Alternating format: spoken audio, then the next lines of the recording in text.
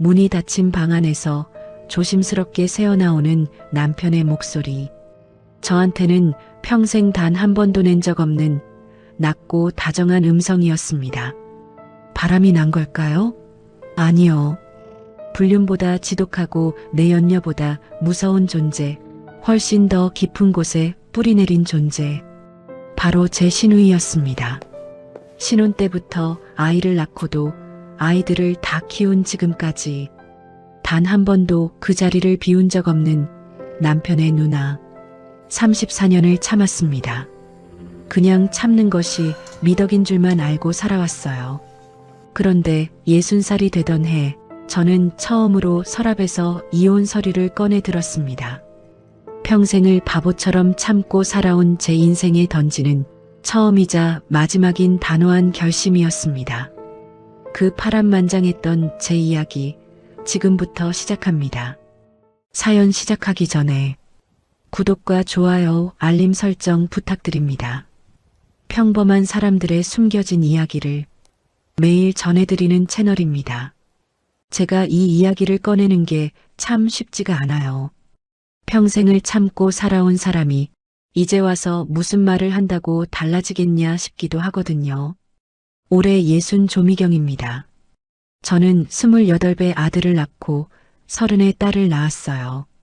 눈에 넣어도 안 아프다는 말이 이런 거구나 싶을 만큼 그 아이들을 키우는 게 제 삶의 전부였습니다. 그 아이들이 이제 둘 다 결혼을 했어요. 아들은 30의 장가를 갔고 딸은 저를 닮아 27, 꼭 제가 결혼했을 때 그 나이에 시집을 갔습니다. 그 아이들 손을 잡고 식장을 걸어가던 날 얼마나 울었는지 몰라요. 기쁘기도 하고 허전하기도 하더라고요. 그렇게 드디어 진짜로 저와 남편 둘만 남게 됐습니다. 40살부터 시작했으니까 보험 일을 한 지도 어느새 20해가 됐습니다. 처음엔 생활비 좀 보태려고 시작했어요. 남편 월급만으로는 늘 빠듯했고 아이들한테 뭐라도 더 해주고 싶었거든요. 그런데 하다 보니 적성에 맞더라고요. 고객분들 이야기를 듣고 그분들 상황에 맞는 걸 찾아드리고 나중에 정말 필요할 때 든든하게 쓸 수 있게 준비해드리는 일, 그게 제 일이었습니다. 20해 동안 비가 오나 눈이 오나 몸이 좀 아파도 가방 하나 들고 나갔습니다. 그렇게 악착같이 살아왔어요. 그러니까 이제는 좀 쉬어도 되겠다 싶었습니다. 아이들도 다 제 짝 찾아 나갔으니 이제 남편이랑 둘이 조용히 살면 되겠다 싶었거든요. 여행도 가고 맛있는 것도 먹고 정말로 그렇게 꿈꿨습니다.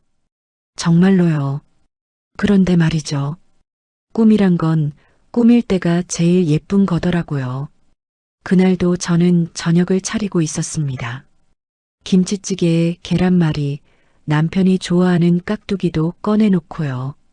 퇴근한 남편이 현관문을 열고 들어왔습니다. 다녀왔어. 왔어? 밥 금방 돼. 씻고 와요. 남편은 외투를 벗으면서 핸드폰을 꺼내 들더니 그대로 안방으로 들어가 버리더라고요. 처음엔 그냥 그러려니 했습니다. 남편은 40년 가까이 택시 핸들을 잡고 있어요. 택시 운전이 워낙 고된 일이잖아요. 하루 종일 사람을 태우고 말하고 길 막히면 기다리고 집에 들어오면 좀 쉬고 싶을 수도 있으니까요. 그런데 찌개 끓는 소리 너머로 목소리가 들렸습니다. 닫힌 안방 문 너머로요. 낮고 다정하고 참 따뜻한 목소리였습니다. 밥은 먹었어? 기운 없다고 안 먹으면 안 돼. 뭐 먹고 싶은 거 있어? 저는 가스불을 줄이고 가만히 서 있었습니다. 손에 국자를 든 채로요. 그 목소리가 너무나 낯설었거든요. 낯설다는 게 처음 듣는 목소리라는 뜻이 아닙니다. 낯선 건 바로 그 다정함이었어요. 저한테는 단 한 번도 저렇게 말한 적이 없는 남편이었거든요. 뭐 먹고 싶은 거 있어? 그 짧은 한마디가 가슴 어딘가에 깊숙이 박혔습니다. 아주 잠깐 누가 통화하는 거 들으면 와이프인 줄 알겠네 하는 생각이 정말 찰나처럼 짧은 순간 스쳐 지나갔어요. 그런데 이상하게도 가슴이 두근거리지가 않았습니다. 놀랍지도 않았고요. 그냥 피곤하더라고요. 잠시 후 남편이 방문을 열고 나오면서 핸드폰을 소파에 내려놓았습니다. 화면에 잠깐 보인 이름은 우리 누나. 신우이 전화였어요. 저는 피식 웃음이 났습니다. 그리고 그 웃음이 입꼬리를 타고 올라가다가 어딘가에서 그냥 멈춰버렸어요. 내 연녀인가 싶을 만큼 다정한 그 목소리의 주인은 저보다 훨씬 오래전부터 훨씬 더 깊은 곳에 뿌리내린 사람이었습니다. 결혼 전부터 신혼 때부터 아이를 낳고도 그리고 아이들을 다 키운 지금도 그 자리를 단 한 번도 비운 적이 없는 사람이었어요. 저는 다시 가스불 앞으로 돌아갔습니다. 찌개가 그새 좀 끓어 넘쳐 있더라고요. 행주로 닦으면서 생각했습니다. 그래, 이 목소리 나는 평생을 들어왔지. 그 익숙한 다정함을 듣는 순간이었습니다. 머릿속 어딘가에서 문이 열리더라고요. 그리고 그 문 너머로 제가 평생 꾹꾹 눌러두었던 기억들이 한꺼번에 쏟아져 나왔습니다. 쓰나미처럼요. 26살 공장 퇴근길에 처음 그 일을 만나던 날, 30살 이사 한번 가자고 눈물로 빌던 밤, 35 시골에 혼자 계신 엄마한테 전화도 편히 못하던 시절, 40살 보험 가방을 처음 메고 거리로 나서던 아침, 58살 아주버님이 돌아가시던 날 병원 복도를 뛰어가던 남편의 뒷모습, 그리고 오늘 밥 다 됐어. 저는 평소처럼 말했습니다. 남편은 응하고 대답하며 식탁으로 왔어요. 우리는 아무 말 없이 밥을 먹었습니다. 김치찌개는 조금 짰어요. 끓어 넘치면서 간이 세진 것 같았거든요. 남편은 눈치채지 못했고 저는 말하지 않았습니다. 평소처럼요. 늘 그래왔던 것처럼요. 노후에 가장 무서운 게 외로움이라고들 하잖아요. 그런데 저는 이제 알 것 같습니다. 외로움보다 더 무서운 건 내 곁에 있는 사람이 나를 외롭게 만드는 거라는 걸요. 이 이야기는 34년 전으로 거슬러 올라갑니다. 제가 26살이던 해 가을이었어요. 그때 저는 서울 구로공단 공장에 다니고 있었습니다. 19살이라는 어린 나이에 시골 해남 땅끝 마을에서 무작정 서울행 버스에 몸을 실었었지요. 돈을 벌어야 했거든요. 맏딸로 태어나 일찍 아버지를 여의고 남동생 둘을 키우며 고생만 하신 우리 엄마를 꼭 호강시켜드리고 싶었습니다. 그렇게 아침 일찍 나가서 저녁 늦게야 들어오는 그런 팍팍한 생활이었습니다. 버는 돈은 제가 입고 먹고 쓸 수 있는 최소한의 돈만 남겨두고 모조리 시골에 계시는 엄마께 보내드렸어요. 그러던 어느 날 퇴근길에 택시를 타게 됐습니다. 처음엔 그냥 평범한 동네 택시련이 했어요. 그런데 며칠이 지나고 일주일이 지나고 문득 보니까 항상 같은 차였습니다. 공장 앞에 딱 제가 퇴근하고 나올 시간에 맞춰서 서 있더라고요. 혹시 저 기다리신 거예요? 따지듯 물었더니 그때 제 남편이 멋쩍게 웃으면서 이렇게 말했습니다. 첫눈에 반했습니다. 참 어이가 없기도 하고 당돌하다는 생각도 들었습니다. 남편은 저보다 한 살이 많았어요. 그런데 그게 그날 하루로 끝나지 않았습니다. 다음 날도 그 다음 날도 퇴근만 하면 공장 앞에 항상 그 택시가 서 있더라고요. 한 번은 공장 친구들이랑 회사 근처에서 밥을 먹고 나오다가 딱 마주쳤는데 친구들이 저 아저씨 또 있다면서 막 웃었을 정도였으니까요.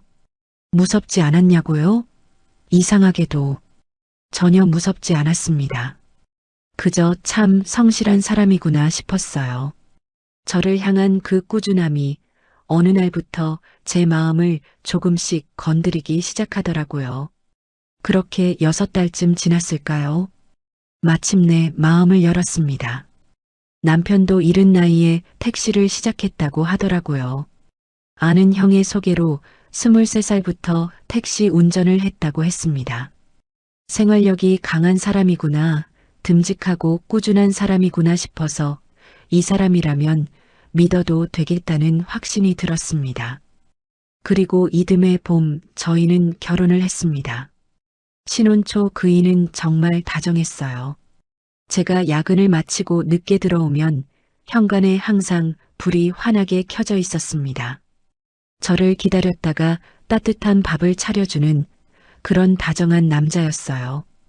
결혼하기 정말 잘했다 싶었습니다. 나를 이렇게나 좋아해주는 사람이 세상에 있다는 게 그때는 정말이지 세상을 다 가진 것만 같았거든요. 그리고 결혼 이듬해 드디어 임신 소식을 알게 됐습니다. 퇴근하는 남편한테 조심스럽게 말을 꺼냈어요. 나 임신한 것 같아. 남편이 저를 가만히 바라보더니 한동안 아무 말이 없더라고요. 잠깐 가슴이 철렁했습니다. 혹시 반갑지 않은 건가 싶어서요. 그런데 그 다음 순간 남편이 저를 말없이 꼭 안아주었습니다. 그냥 아무 말도 없이 꼭요. 그 품이 얼마나 따뜻했는지 저도 모르게 눈물이 왈칵 쏟아졌습니다. 남편은 저에게 일부터 그만둬야겠다. 내가 더 열심히 벌어올게 했습니다. 그때는 정말 행복했습니다. 진짜로요. 그런데 말이죠. 그 행복 속에도 처음부터 그림자가 하나 짙게 드리워져 있었습니다. 남편한테는 아직 결혼하지 않은 3살 위 누나가 하나 있었거든요. 결혼 전부터 남편은 누나 얘기를 참 자주 했습니다. 우리 누나가 나 다 키웠어. 우리 집에 누나가 없었으면 지금의 나도 없는 거야. 처음엔 그냥 그런가 보다 했습니다. 그저 형제간의 우애가 유독 깊은 거라고만 생각했지요. 그런데 신혼 초부터 조금씩 이상하더라고요. 시도 때도 없이 보약을 해다 바치는 시누이도 그렇고 남편은 퇴근하면 꼭 시누이 집에 들렀다가 오곤 했습니다. 누나가 밥 먹고 가래서라며 늦게 들어오는 날이 아주 잦았어요. 그래도 그때까지는 그러려니 했습니다. 결혼하면 원래 다들 이렇게 사는 건가 싶었으니까요. 진짜 문제는 제가 임신을 하고 나서부터였습니다. 배가 불러오고 몸이 무거워지면서 혼자 있는 밤이 유독 무섭고 쓸쓸하던 그 시절에 말이죠. 남편이 택시 일을 마치고는 아예 시댁에 가서 자고 오는 날이 생기기 시작한 겁니다. 어머니랑 누나 혼자 있으면 걱정돼서 그 말을 처음 들었을 때 머릿속으로 뭔가 참 이상하다는 걸 느끼기는 했습니다. 하지만 임신한 몸으로 남편과 얼굴 붉히며 싸우기가 싫었어요. 시골에 계신 우리 엄마는 안중에도 없으면서 어머니랑 누나는 그렇게 걱정이 되나? 홀몸도 아닌 나는 걱정도 안 되나 싶어서 속이 너무나 섭섭하고 밉기도 했지만 그냥 꾹 참고 넘겼습니다. 원래 가족을 끔찍하게 아끼는 사람인가 보다 하면서요. 설마 그 지독한 집착이 평생 갈 줄은 그때는 정말 꿈에도 몰랐습니다. 그렇게 기다리던 아들이 태어났습니다. 남편은 핏덩이 같은 아이 앞에서 처음으로 눈물을 흘리더라고요. 그 모습을 보면서 아, 이제 우리도 진짜 한 가족이 되었구나 싶었습니다. 그런데 진짜 문제는 따로 있었어요. 저희 신혼집이 시어머니 댁에서 걸어서 딱 10분 거리에 있었거든요. 그러다 보니 시어머니와 시누이가 정말 수시로 집을 드나들었습니다. 살림은 왜 이렇게 하느냐, 애는 그렇게 키우면 안 된다. 말 한마디 한마디가 전부 가르침을 가장한 잔소리였습니다.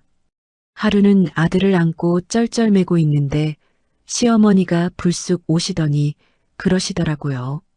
아이고, 엄마가 돼서 애 안는 법도 몰라. 도대체 제 엄마한테는 뭘 배워온 거야? 하시던 날. 저는 그날 밤 이불 속에서 숨을 죽이고 혼자 펑펑 울었습니다. 저도 엄마가 되는 건 처음이었는데 멀리 사시는 우리 엄마가 사무치도록 그리운데 꼭 그렇게 말씀하셔야 했을까 싶더라고요. 우리 엄마도 제 출산 소식에 한 걸음에 달려오고 싶으셨을 텐데 참 속상하고 서러웠습니다. 그래도 꾹 참았습니다. 서울에 아무런 연고도 없고 기댈 곳도 전혀 없었으니까요.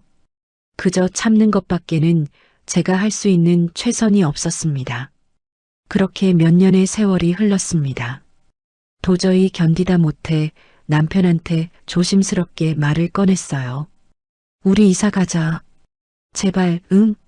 눈물까지 흘리며 애원도 해보았습니다. 하지만 남편의 대답은 너무나 단호하더라고요. 내가 장남인데 어머니 두고 무슨 이사야? 그리고 돈 더 모아야지. 나 개인 택시 면허랑 차 사느라 모아둔 돈 다 썼잖아. 지금 이사를 어떻게 가? 당신이 좀 참으면 되잖아. 왜 우리 가족을 자꾸 나쁜 사람으로 만들어? 참 억울했습니다. 내가 남편 가족을 나쁜 사람으로 만드는 게 아니라 그저 숨이 막혀서 조금만 멀리 떨어져 살고 싶다는 것뿐이었는데 말이죠. 결국 이사는 가지 못했습니다. 저는 그 숨막히는 자리에서 그냥 죽은 듯이 버텼습니다. 그 즈음 시누이가 결혼을 하게 됐습니다. 결혼 준비를 하면서 남편이 슬쩍 저한테 말을 꺼내더라고요. 누나한테 1,000만 원 보태줄 거야. 그때 저희 형편이 정말 넉넉하지 않았거든요. 제가 이사 가자고 그렇게 애원할 때는 개인 택시 면허 비용이랑 차량 구입하느라 돈을 다 써서 절대 못 간다고 단칼에 자르던 사람이었습니다. 그런데 우리 형편에 1,000만 원이라는 큰 돈을 선뜻 보태준다니 정말 어이가 없고 기가 막혔습니다. 아이도 커가고 하루하루 빠듯하게 살던 때였으니까요. 우리도 지금 힘든데 그렇게까지 해야 해? 조심스럽게 만류했더니 남편 얼굴빛이 그 자리에서 확 변하더라고요. 누나가 나 다 키워주고 나 택시 살 때 우리 누나가 돈도 보태줬는데 동생이 돼서 이 정도도 못해줘? 당신은 참 인정머리가 없다. 그때 우리 집에서 돈 안 도와줬으면 내가 지금 개인 택시 할 수 있었는 줄 알아? 인정머리가 없다는 그 차가운 말이 한동안 귀에서 떠나지 않고 맴돌았습니다. 결국 그 1,000만 원은 그렇게 시누이 손에 건네졌어요. 시누이가 결혼하고 나서야 저희 집에도 조금 숨통이 트였습니다. 자기 살림이 생기니 들락거리는 일이 줄었고 시어머니도 저희 집에 오시는 빈도가 줄어들어서 그때가 제 결혼 생활 중 그나마 가장 평온한 시기였습니다. 하지만 그 평온함 속에서도 제 마음 한구석은 늘 쓸쓸하고 시려왔습니다. 해남에 홀로 계신 우리 엄마 때문이었어요. 명절이면 저도 내 고향, 엄마에게 내려가고 싶었습니다. 하지만 명절은 언제나 시댁만의 몫이었어요. 우리 엄마한테도 이번엔 한번 다녀오자 하고 꺼내면 남편은 언제나 그랬습니다. 거기 한번 갔다 오려면 하루 종일 걸리는데 그 먼 길을 가는 게 어디 쉬운 일인 줄 알아? 그렇게 핑계를 대며 자르던 사람이 자기 집은 하루가 멀다 하고 문지방이 닳도록 드나들었습니다. 남편에게 생활비를 타서 쓰던 시절이라 제 수중에는 제 마음대로 쓸 수 있는 돈이 단 한 푼도 없었어요. 엄마한테 따뜻한 내복 한 벌을 사드리려고 해도 일일이 남편 눈치를 살펴야 했습니다. 그 눈칫밥이 어찌나 서러울 수가 없었는지 모릅니다. 우리 엄마는 제가 19에 서울로 올라올 때 버스 정류장에서 목이 메어 손만 흔들며 보내주셨던 분이었습니다. 그 뒤로도 타지에서 딸 자식 힘들까봐 행여 귀찮게 할까 싶어 먼저 전화 한 통 잘 안 하시던 고마운 분이었는데 말이죠. 남동생 둘 결혼할 때도 저 역시 아이 키우고 사느라 정신이 없어서 제대로 찾아뵙지도 못했습니다. 그래서 독하게 결심했습니다. 내 일을 하기로요. 아이들을 어느 정도 키워놓고 제 나이 40살이 되던 해에 아는 언니의 소개로 보험 일을 시작했습니다. 주변에서 다들 말렸어요. 남편도 펄펄 뛰며 말렸습니다. 그 나이에 무슨 보험이냐고 하면서요.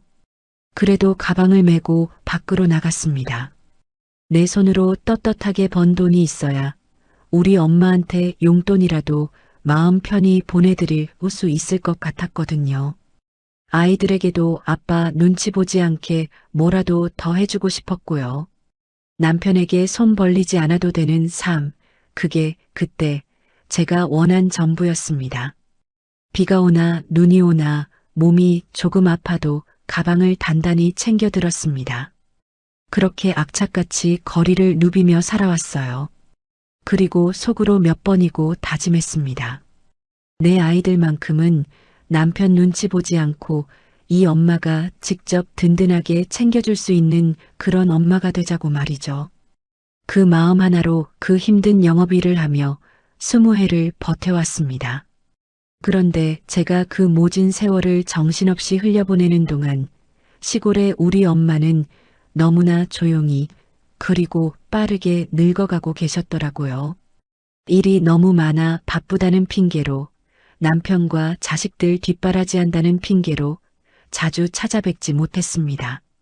나중에 조금만 더 시간이 생기면, 나중에 여유가 좀 생기면 그렇게 미련하게 미루다 보니 제 나이 45해에 엄마가 돌아가실 때까지 제대로 곁에 있어 드리지도 못했습니다. 그 외로운 임종을 지키지 못했다는 사실이 지금도 제 가슴 속에서 가장 커다란 한으로 남아 눈물로 흐르고 있습니다.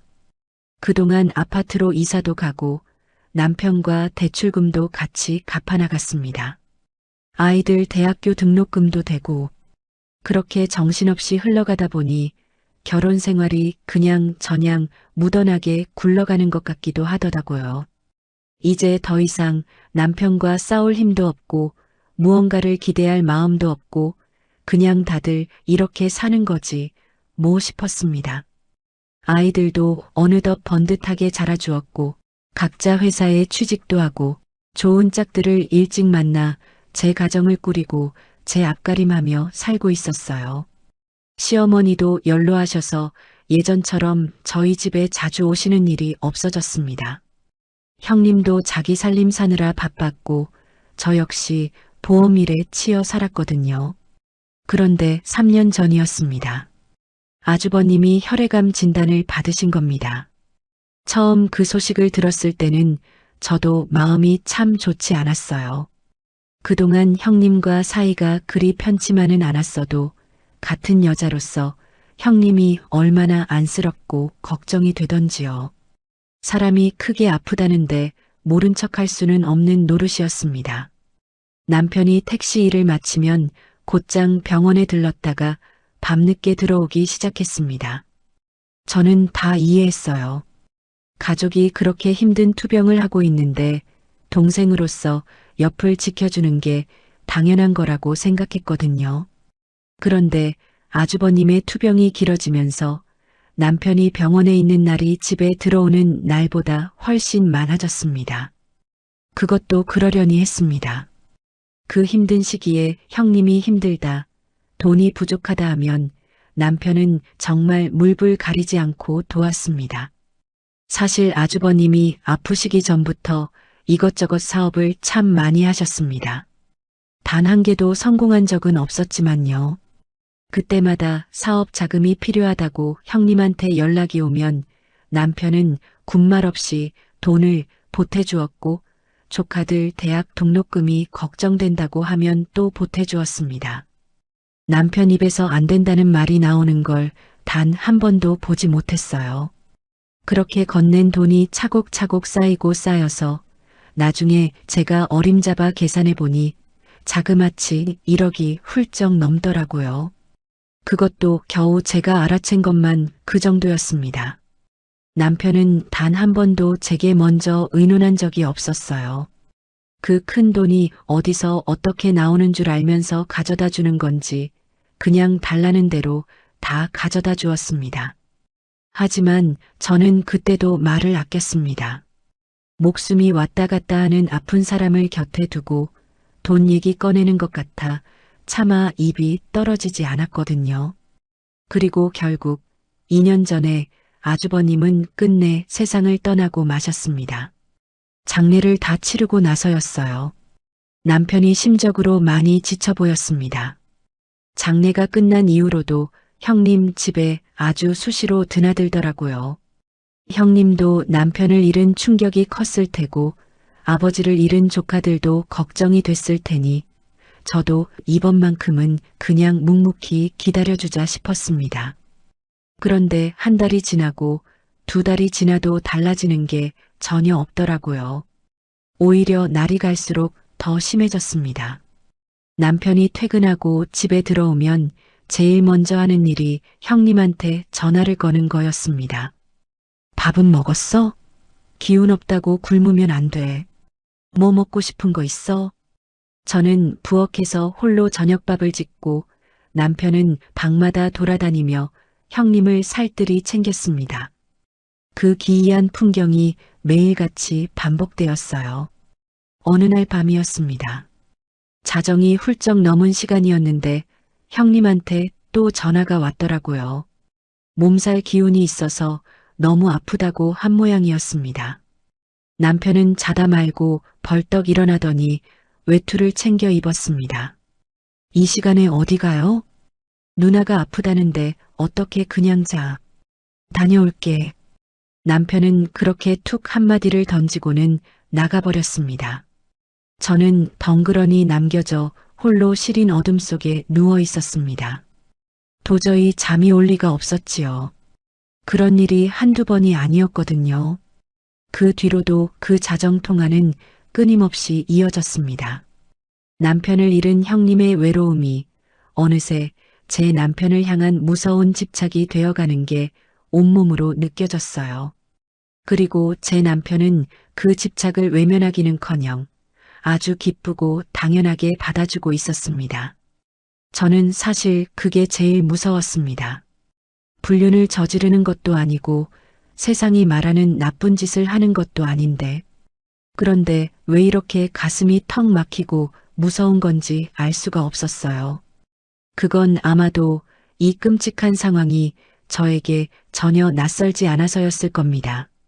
젊은 날 제가 임신했을 때도 남편은 저랬으니까요. 저는 평생을 늘 이 자리에 서서 기다리고 있었는데 남편의 눈은 언제나 제가 아닌 다른 곳만을 향해 있었던 겁니다. 가끔은 생각해요. 저렇게 가족 생각하는 사람이 나랑 결혼은 왜 한 건지. 형님네에 건넨 돈이 1억이 넘는다는 걸 빤히 알면서도 저는 끝내 돈 얘기는 꺼내지 않았습니다. 어차피 돌려받을 수 없는 돈이라는 걸 너무나 잘 알고 있었거든요. 아주버님이 돌아가신 마당에 혼자 된 형님에게 그 돈을 내놓으라고 매정하게 따질 수는 없었습니다. 그래, 돈은 그냥 없는 셈치고 포기하자 하고 마음을 비웠습니다. 돈은 그렇게 포기하더라도 제 남편만은 제발 돌려받고 싶었습니다. 온전히 내 곁에 있는 내 남편으로요. 그게 그때 예순을 바라보던 제가 바란 전부였습니다. 하지만 그 소박한 바람마저도 저에게는 허락되지 않더라고요. 그렇게 속을 끓이며 지내던 작년 추석 명절이었습니다. 온 가족이 시어머니 댁에 모인 자리였어요. 밥도 먹고 차도 마시고 여느 명절처럼 그냥 저냥 흘러가나 싶었습니다. 그런데 시어머니가 뜬금없이 말씀을 꺼내시더라고요. 이제 나도 나이가 드니까 제사 준비하기에 내가 참 벅차구나. 앞으로 아버지 제사는 인철인에서 지내는 게 맞을 것 같다. 순간 주변이 찬물을 끼얹은 듯 조용해졌습니다. 제가 너무 당황해서 머릿속으로 말을 고르고 있는데 옆에 앉아있던 형님이 슬쩍 거들고 나섰습니다. 요즘은 다들 제사 간소하게 지내잖아. 옳게 별로 힘들지 않을 거야. 나도 옆에서 도와줄게. 도와준다는 그 말이 어찌나 태연하고 뻔뻔한지 모릅니다. 게다가 제 남편은 거기다 대고 기다렸다는 듯 바로 고개를 끄덕이더라고요. 그래요, 어머니. 내가 장남이니까 당연히 우리가 모셔야지요. 당연한 거 아닙니까? 당연하다는 그 잔인한 말이 귀에서 웅웅 맴돌았습니다. 저는 잠시 깊은 숨을 골랐어요. 그리고 남편과 시댁 식구들을 향해 조용히 하지만 또렷하게 말했습니다. 저도 일하는 사람이에요. 집에서 노는 게 아니거든요. 형님은 지금 따로 일을 안 하시잖아요. 제사는 형님 댁에서 지내면 안 되나요? 제가 가서 도와드릴게요. 제 말이 채 끝나기도 전이었습니다. 형님 얼굴이 순식간에 불그락 푸르락 굳어버리더라고요. 어머 세상에. 올케가 지금 나한테 그런 말을 해? 내가 지금 얼마나 힘든지 알아? 남편 죽고 나서 내가 하루하루 어떻게 살고 있는지 알기나 하냐고. 나 지금 겨우 애들 때문에 버티며 살고 있는 사람이야. 그런데 지금 나한테 아버지 제사까지 다 떠맡으라는 거야? 목소리를 파르르 떨더니 금세 눈물까지 그렁그렁 글썽였습니다. 저는 속으로 생각했어요. 나는 결코 틀린 말을 한 게 아닌데. 하고 말이죠. 그런데 남편이 무섭게 끼어들며 저를 쏘아붙였습니다.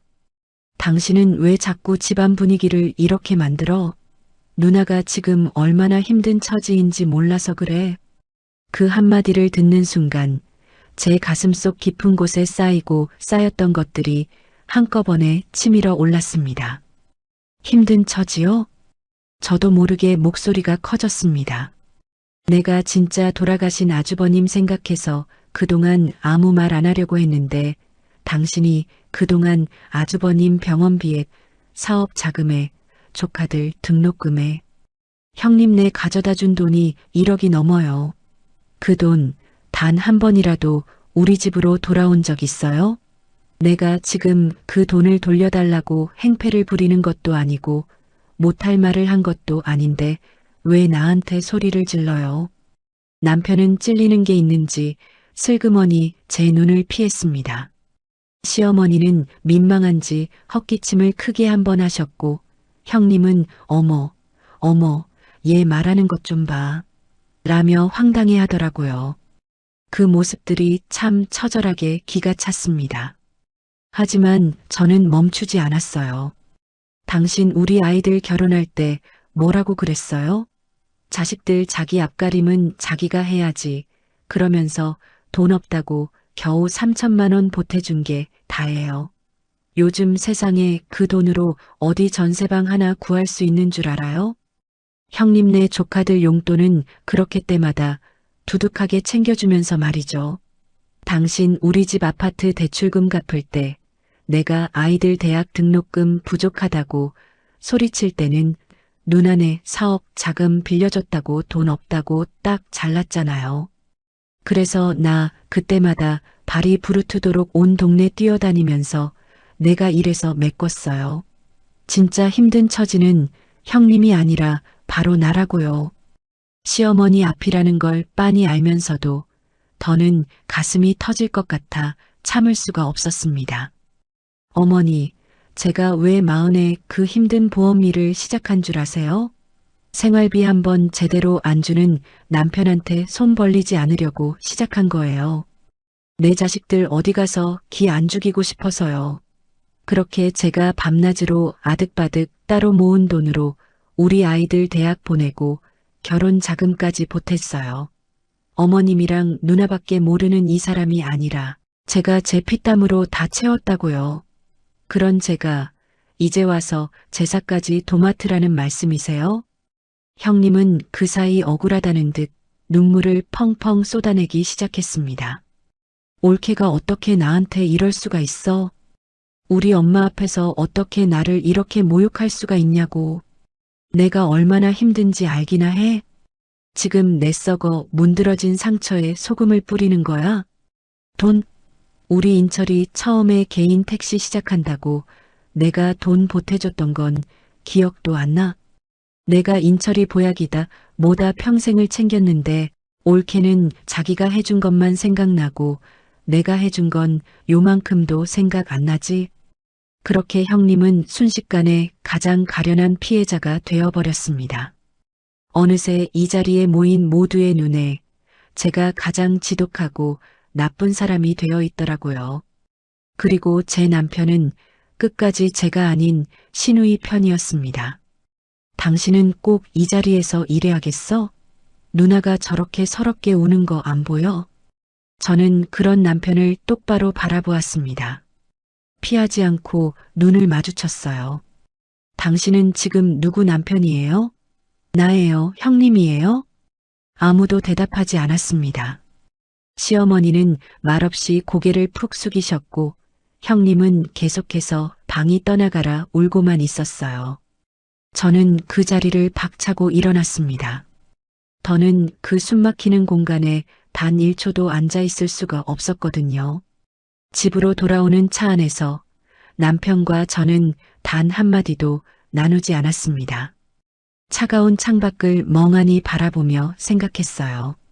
내가 틀린 걸까? 내가 너무 모질게 군 걸까? 아니요. 나는 결코 틀리지 않았습니다. 다만 너무나 오랫동안 미련하게 참았을 뿐이었습니다. 명절 사건 이후로 집안이 아주 조용했습니다. 싸운 것도 아니고 그렇다고 화해를 한 것도 아닌 그냥 서로 말이 완전히 없어졌어요. 남편은 퇴근하면 그저 밥만 몇 숟가락 뜨고는 곧장 방으로 들어가 버렸습니다. 저 역시 딱히 먼저 말을 걸지 않았고요. 그런데 이상하게도 그 고요함이 더 무서웠습니다. 서로 소리를 지르고 악을 쓰며 싸우는 것보다 이렇게 숨이 막힐 듯 조용히 무너져 내리는 게 훨씬 더 무서운 거더다고요. 그날 밤이었습니다. 자정이 다 되어가는 늦은 시간에 문득 잠이 깼어요. 화장실에 가려고 조심스럽게 안방 문을 열었는데 작은 방에 불이 환하게 켜져 있었습니다. 그리고 그 방 안에서 남편의 목소리가 흘러나오더라고요. 나지막하고 조심스럽고 그런데 또 한없이 다정하기만 한 바로 그 목소리였습니다. 저도 모르게 발걸음이 멈춰섰습니다. 누나가 좀 이해해줘. 우리 집사람이 요즘 나이 먹더니 더 까칠해졌어. 왜 저렇게 예민하게 구는지 나도 진짜 모르겠다. 누나 기분 상하게 해서 내가 더 미안해. 누나가 집안 어른으로서 그냥 너그럽게 용서하고 넘어가줘. 그 말을 듣는 순간 제 손발이 싸늘하게 식어 내려갔습니다. 까칠하다, 예민하다, 그것도 모자라 형님에게 나를 용서해 달라니요. 그 잔인한 말들이 가슴속으로 송곳처럼 하나씩 박혀 들어왔습니다. 저는 그 자리에 얼어붙은 듯 서서 아무것도 할 수가 없었어요. 얼마나 그렇게 멍하니 서 있었는지 모릅니다. 그러다가 온몸의 피가 거꾸로 솟구치며 몸이 먼저 움직였습니다. 작은 방 문을 거칠게 밀고 들어갔어요. 남편이 깜짝 놀라며 다급하게 핸드폰을 귀에서 내렸습니다.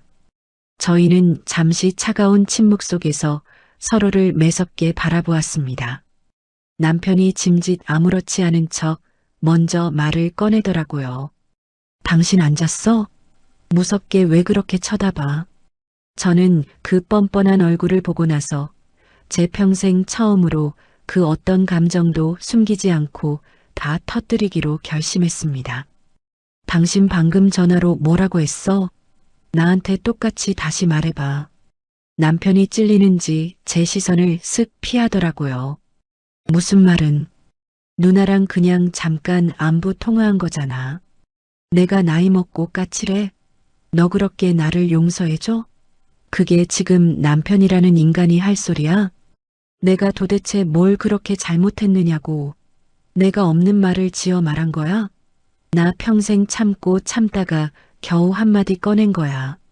평생 당신 누나밖에 모르는 이기적인 당신한테 말이야. 남편은 아무런 대답도 하지 않았습니다. 그 비겁한 침묵이 오히려 저를 더 잔인하게 난도질하더라고요. 당신 나랑 30년 넘게 살면서 우리 엄마 살아계실 때 용돈 한 번 넉넉하게 드려봤어? 따뜻한 안부 전화 한 통이라도 당신이 먼저 살갑게 드려봤냐고. 내가 엄마 얼굴이 너무 보고 싶어서 명절날 고향 한번 같이 가자고 애원하면 그 먼 길을 언제 다녀오냐면서 우리 친정집에는 눈길 한 번 주지 않던 사람이 바로 당신이야. 그리고 우리 엄마 돌아가시고 나서 당신이 사위랍시고 우리 엄마 산소에 절 한 번 하러 다녀와 본 적 있어? 근데 뭐 얼굴도 뵌 적 없는 시아버지 제사를 이제 와서 나한테 지내라고? 정말 누가 너무한 건지 당신은 정말 몰라서 그러는 거야? 억울함의 목소리가 사정없이 떨려왔습니다. 나 19 어린 나이에 시골에서 서울 올라와 공장 다니면서 우리 엄마한테 돈 보내드렸던 사람이야. 그런 나를 당신이 죽도록 쫓아다녀서 결혼했고 내 자식들 기 안 죽이려고 악착같이 뒷바라지하며 보험일 시작했어. 그러다 우리 엄마 돌아가실 때 당신 눈치 보느라 마지막도 제대로 지켜드리지 못했다고. 그게 지금도 내 가슴에 사무쳐서 얼마나 큰 한으로 남았는데 당신이 그걸 알아. 이럴 거면 나랑 왜 결혼했어?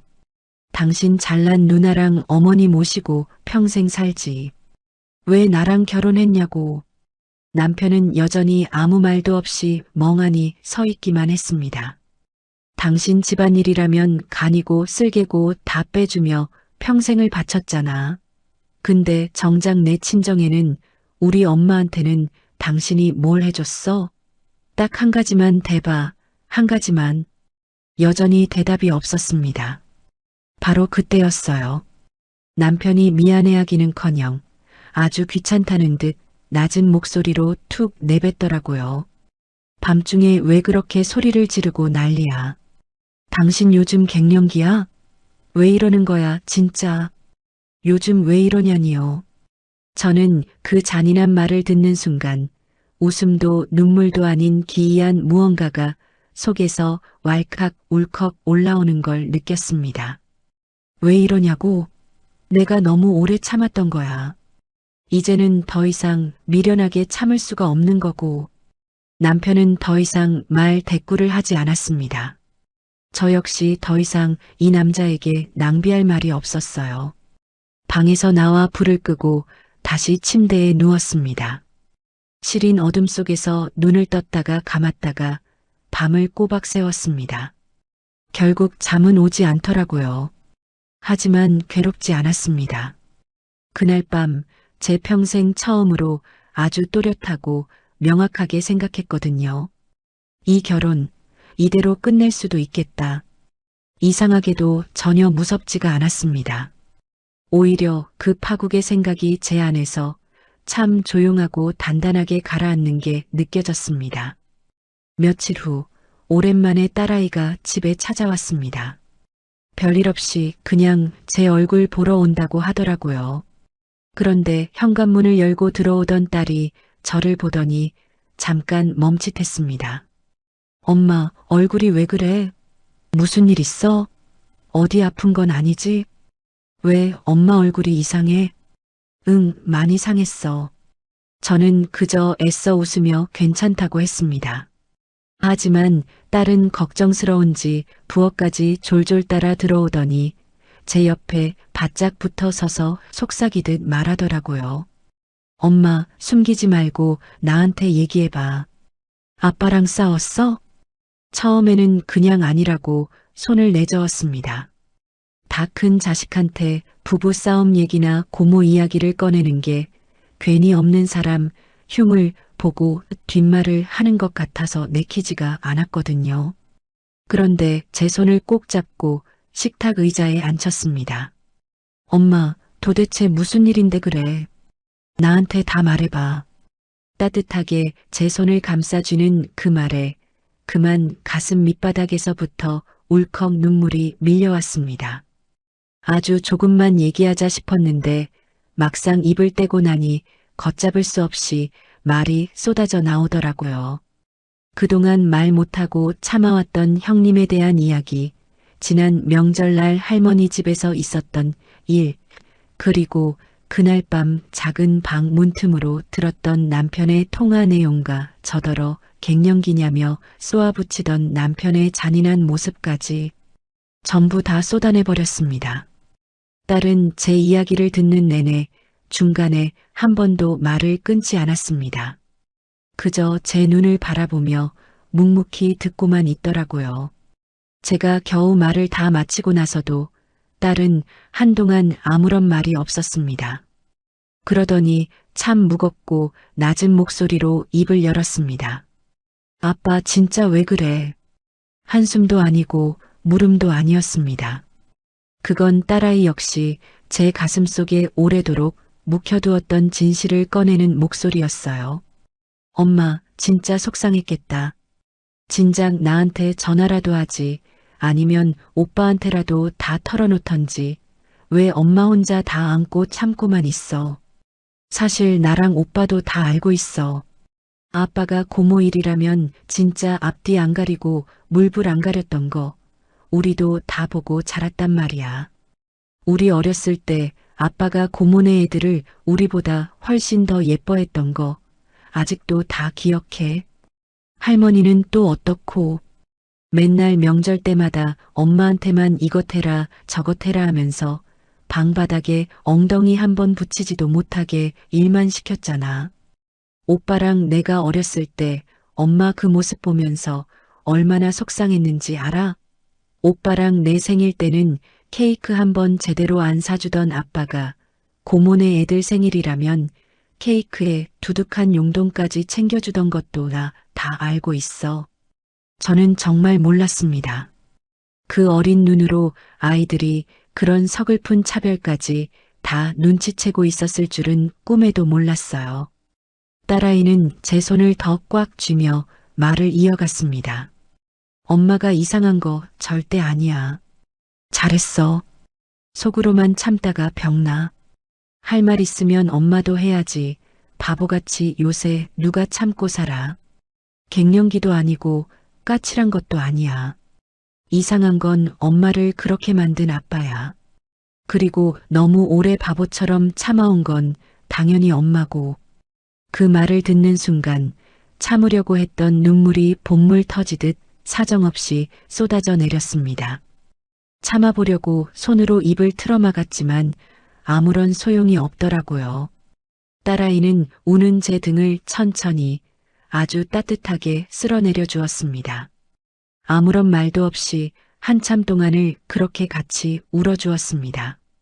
그러다가 딸이 제 눈물을 닦아주며 단호하게 말하더라고요. 엄마가 예민한 거라면서 이상한 사람 취급하는 거, 그게 진짜 못되고 이상한 거야. 그러니까 아빠가 한 말 요만큼도 신경 쓰지 마. 저는 조용히 고개를 끄덕였습니다. 머리로는 이미 알고 있는 사실이었어요.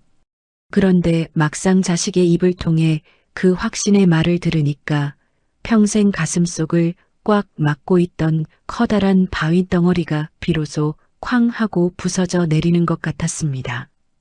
아, 내가 이상한 게 아니었구나. 남편이 나를 미친 사람으로, 이상한 사람으로 끊임없이 몰아가며 만들어 온 거구나 하는 깨달음이었습니다.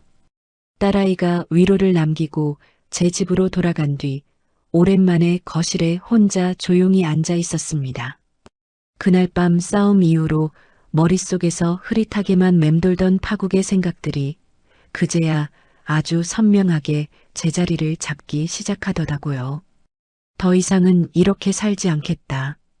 더 이상 남편에게 까칠하고 예민한 아내로 이상한 여자 취급을 받으며 갱년기 심술 부리는 늙은이 소리를 들어가면서 내 남은 노후를 낭비하지 않겠다고 결심했습니다.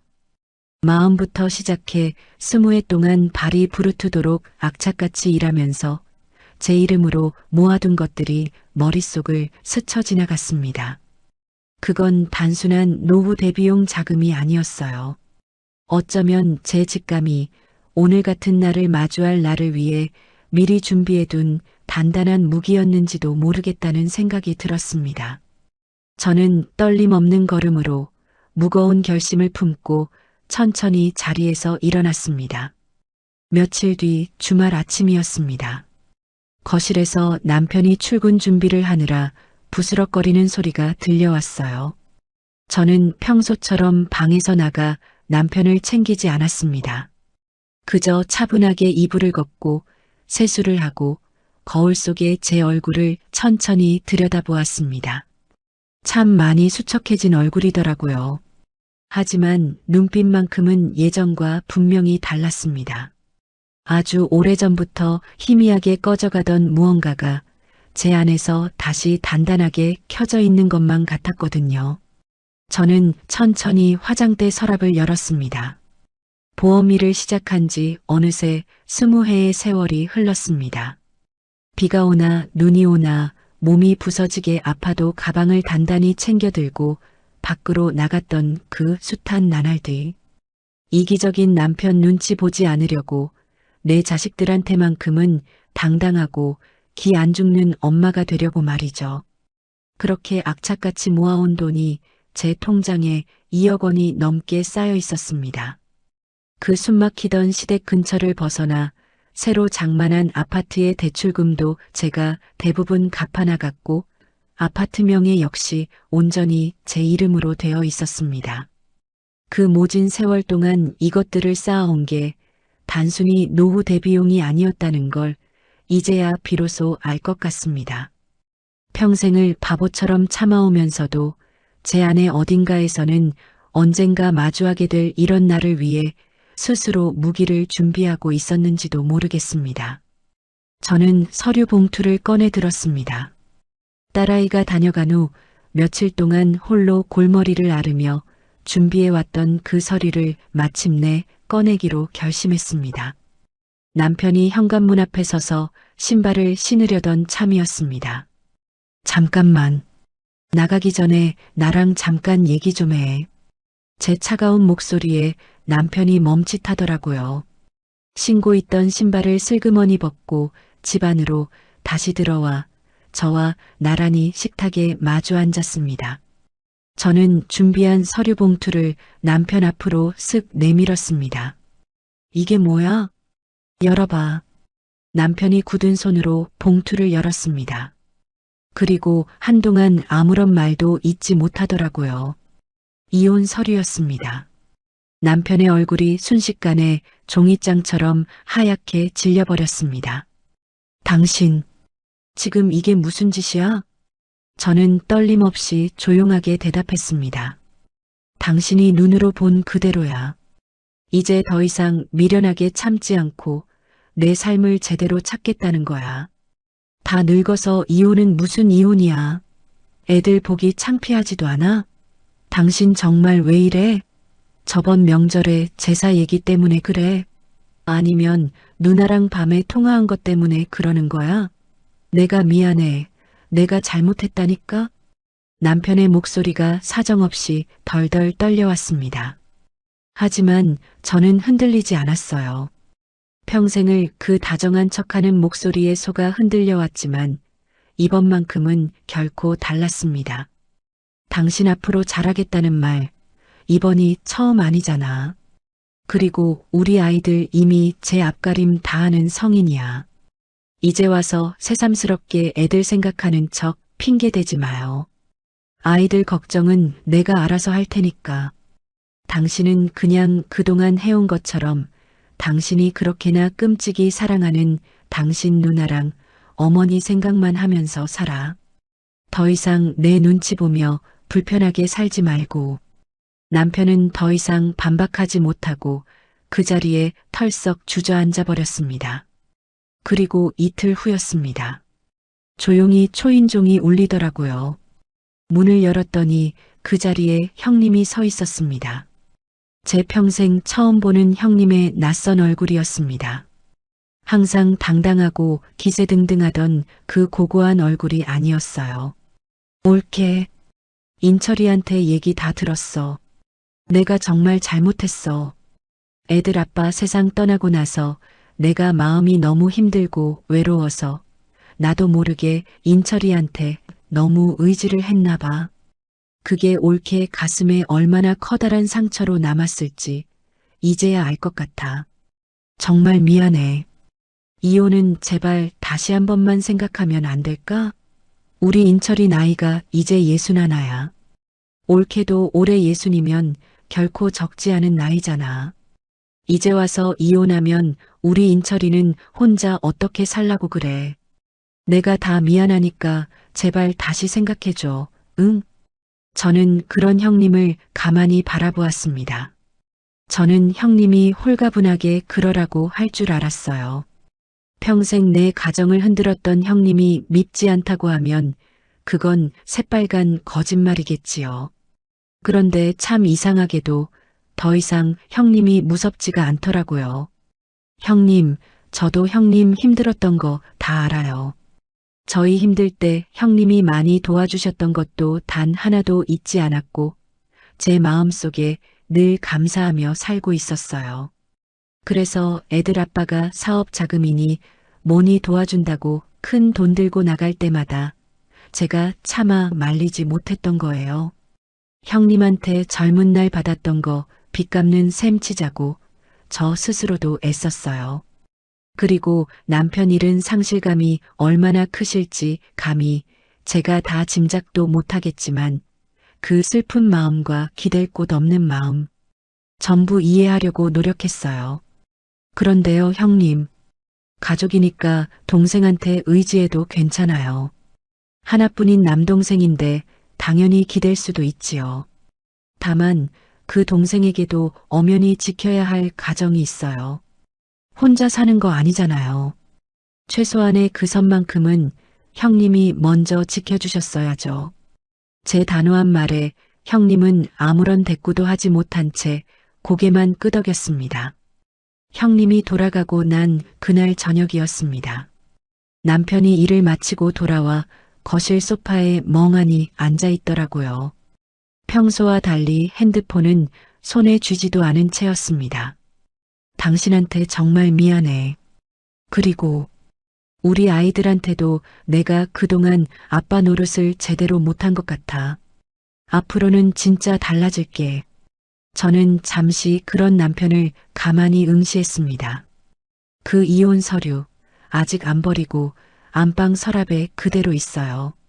앞으로 당신 하는 거 봐서 달라지지 않으면 언제든 다시 꺼내서 법원으로 갈 테니까 그렇게 알아요. 남편은 말없이 고개를 푹 숙이며 끄덕였습니다. 제가 살아온 세대에서는 그저 무조건 참고 삭히는 것만이 미덕인 줄로만 알았습니다. 시어머니가 가슴에 대못을 박아도 참고 버텨내고 형님이 얄밉고 무례하게 굴어도 며느리니까 참고 버티고 남편이 내 편 들어주지 않고 남처럼 굴어도 그저 집안에 큰 소리 내지 않으려고 혼자 삼키고 넘어가고 가족이니까 며느리니까 여자이니까 그리고 엄마이니까 내가 참아야 집안이 평화롭다 하고 귀가 따갑도록 배워왔고 저 역시 미련하게 그렇게 살아왔습니다. 그런데 평생을 참다 보니 알게 되더라고요. 때리는 시어머니보다 말리는 시누이가 더 밉고 대놓고 소리 지르는 남편보다 내 아픔을 뻔히 알면서도 모른 척 방관하는 남편이 훨씬 더 잔인하다는 것을요. 참는다고 해서 알아주는 사람도 없었고 달라지는 건 더더욱 없었습니다. 오히려 참으면 참을수록 정작 내 인생에서 나라는 존재가 흔적도 없이 사라지는 것만 같았거든요. 저는 20해 동안 비가 오나 눈이 오나 악착같이 일했고 제 손으로 벌었고 모았습니다. 많지는 않아도 혼자 살아갈 수 있습니다. 그 덕에 저는 오늘 제 남편 앞에서도 기죽지 않고 당당하게 설 수 있었어요.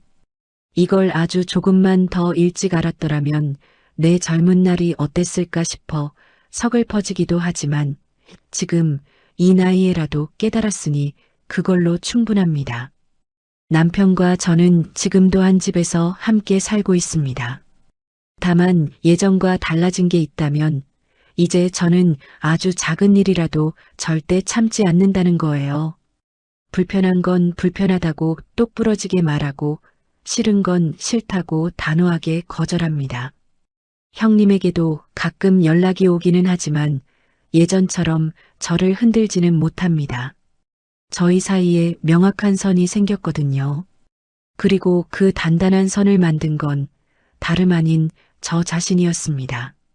노후에 가장 무서운 건 아무것도 준비하지 못한 채 돈 한 푼 없이 늙어가는 비참함과 내 가장 가까이에 있는 사람마저 나를 철저하게 외롭게 만드는 것 같습니다. 저는 제 건강이 허락해주고 저를 필요로 하는 고객들이 있을 때까지 끝까지 일하려고 합니다.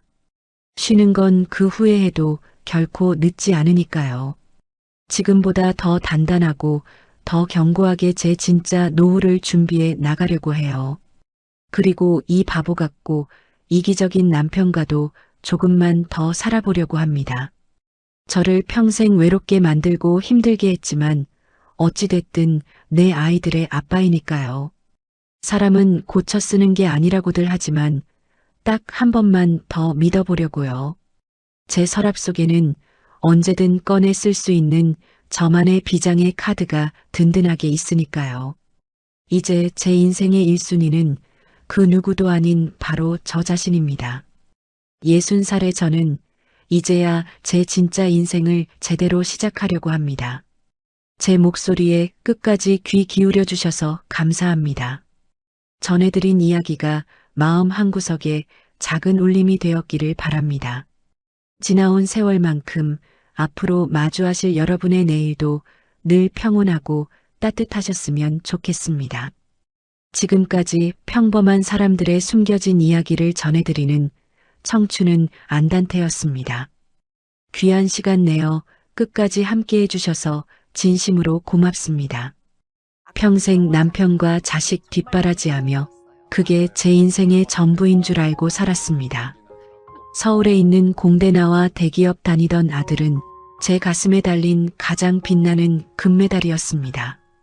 하지만 그 메달이 산산조각 나는 건 한순간이더군요. 전 재산을 날리고 이혼까지 하고 돌아와 68 부모 등골을 빨아먹는 괴물이 된 42 아들. 그런 자식이 안쓰러워 뒷바라지해온 제가 바보 같았습니다. 그런데 그때 하늘이 무너지는 소식이 들려왔습니다. 제가 누구인지조차 점점 잊어가고 있다는 선고였습니다. 기억이 지워져가며 다시 시작된 우리 가족의 뼈아픈 고백. 기억은 사라져도 사랑은 결코 지워지지 않는다는 그 뜨겁고도 시린 진실을 지금 들려드립니다. 사연 시작하기 전에 구독과 좋아요, 알림 설정 부탁드립니다. 평범한 사람들의 숨겨진 이야기를 매일 전해드리는 채널입니다. 저는 정명자 올해 68입니다. 요즘 가끔 그 냄새를 맡는 꿈을 꿉니다. 꿉꿉하고 묵직한 그 기계 기름 냄새 말이에요. 젊은 시절엔 그게 그렇게나 싫었습니다.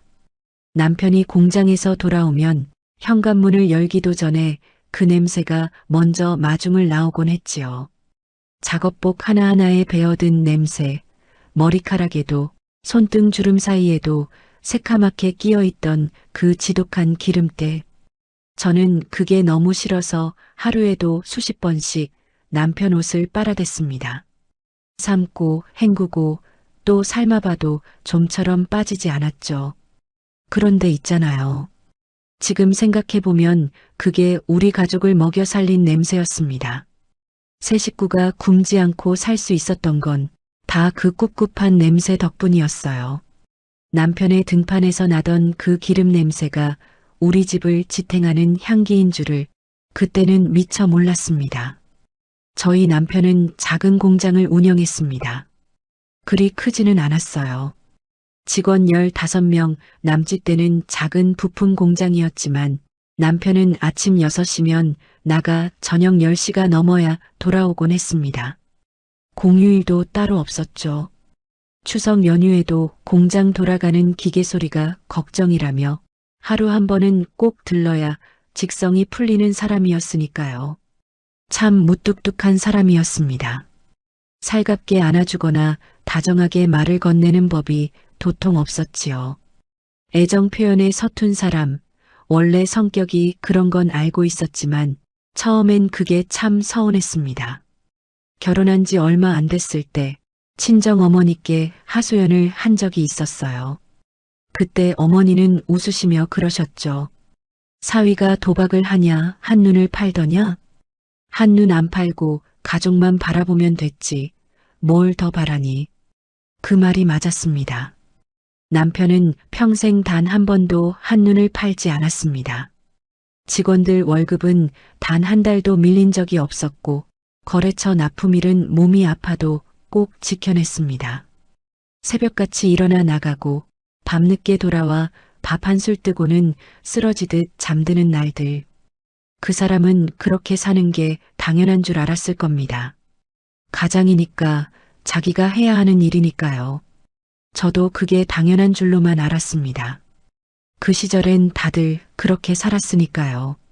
저는 전업주부로 살며 좋은 아내, 좋은 엄마가 되는 게 제 인생의 전부였습니다. 남편이 밥 한 그릇 뚝딱 비워줄 때, 아들이 국 더 달라고 그릇을 내밀 때, 저는 진심으로 행복했습니다. 공장이 잘 돌아가던 시절에는 집안에 웃음이 끊이지 않았습니다. 남편이 보너스를 받아오는 날이면 아들을 데리고 갈비집에 갔죠. 평소엔 어마디엄한 남편이 그날만큼은 아들 앞에 고기를 구워주며 많이 먹어라 하고 접시를 밀어주던 모습. 아들은 신이 나서 먹고 저는 그 부자를 바라보는 것만으로도 배가 불렀습니다. 그 장면이 아직도 눈에 선합니다. 남편은 자기 공장 얘기할 때만큼은 그 무뚝뚝한 얼굴에 웃음꽃이 피었습니다. 저도 기분이 참 좋았죠. 아, 저 사람에게 저게 자부심이구나 싶었거든요. 공장 가득 울려 퍼지던 기계 소리는 우리 가족의 자부심이었습니다. 그 소리가 멈추지 않는 한 우리 집은 언제나 괜찮을 거라고 믿었습니다. 아들은 하나뿐이었습니다. 결혼하고 몇 해 만에 어렵게 얻은 아이라 저희 부부에겐 참 귀한 자식이었죠. 남편은 아들에게 무척 엄했습니다. 공부를 못하면 크게 혼을 냈고 거짓말 한 번에 종아리를 때리기도 했습니다. 그 시절 아버지들이 자식 키우는 방식이 되게 그랬으니까요. 하지만 속으로는 아들을 얼마나 아꼈는지 모릅니다. 아들이 학교에서 상장을 받아온 날 남편은 밥상머리에서 그래, 됐다, 딱 한마디뿐이었지만 그날 밤 저에게는 우리 아들 제법이지? 하며 어깨를 으쓱해 보였습니다. 그 사람은 표현을 못한 것이지 마음이 없었던 게 아니었습니다. 저는 그걸 알았죠. 아마 아들은 몰랐겠지만요. 남편은 아들만큼은 자기처럼 살지 않기를 바랐습니다. 손에 기름때 묻히지 않고 살기를 간절히 바랐죠. 공장 바닥에서 무릎 꿇고 기계 들여다보는 삶 대신 깨끗한 사무실에서 넥타이 메고 앉아있기를 바랐습니다. 그래서 공부하라는 말을 입에 달고 살았나 봅니다. 저는 그 마음을 알기에 아들에게 늘 말했습니다. 아버지가 엄하신 게 아니라 너를 아끼시는 거야. 목소리가 크신 거지 마음이 차가운 게 아니란다. 아들이 얼마나 이해했는지는 모르겠습니다. 그저 고개만 끄덕이고 방으로 쏙 들어가 버렸으니까요. 그 시절 저는 참 바쁘게 살았습니다. 새벽같이 일어나 도시락 싸고 아들 깨워 학교 보내고 청소하고 빨래하고 틈틈이 반찬 만들어 놓고는 저녁 준비를 했죠. 퇴근한 남편 밥상 차려주고 아들 숙제 봐주고 나서야 겨우 혼자 앉아 텔레비전을 보다 잠이 들었습니다. 살림에는 휴일이 없었지만 힘들다는 생각은 별로 안 했습니다. 그게 제 일이었고 그걸 잘 해내는 게 제 보람이었으니까요. 남편이 다녀왔어 하고 들어와 조용히 밥을 먹는 모습만 봐도 오늘 하루도 잘 보냈구나 싶었습니다. 아들이 다녀왔습니다 하고 신발을 벗으면 그게 참 좋았습니다. 그 작은 일상들이 저에게는 행복이었습니다. 지금도 가끔 생각합니다. 그때로 돌아갈 수만 있다면 그 냄새 나는 작업복을 좀 더 오래 들고 있어 줄 걸. 빨리 빨아 없애려 하지 말고 그 냄새가 어떤 의미인지 좀 더 깊이 느껴볼걸. 남편이 퇴근에 현관 들어서는 소리가 들릴 때 어서 와요 하고 한마디 더 다정하게 건넬걸. 그때는 너무 바쁘게만 사느라 그 순간순간이 얼마나 소중한지 몰랐습니다. 모든 게 당연한 것처럼 지나갔거든요. 남편은 내일도 공장에 아침 일찍 나갈 거라고 생각했던 당연한 믿음, 그 평범한 하루가 얼마나 귀한 선물인지 그때는 정말 몰랐습니다.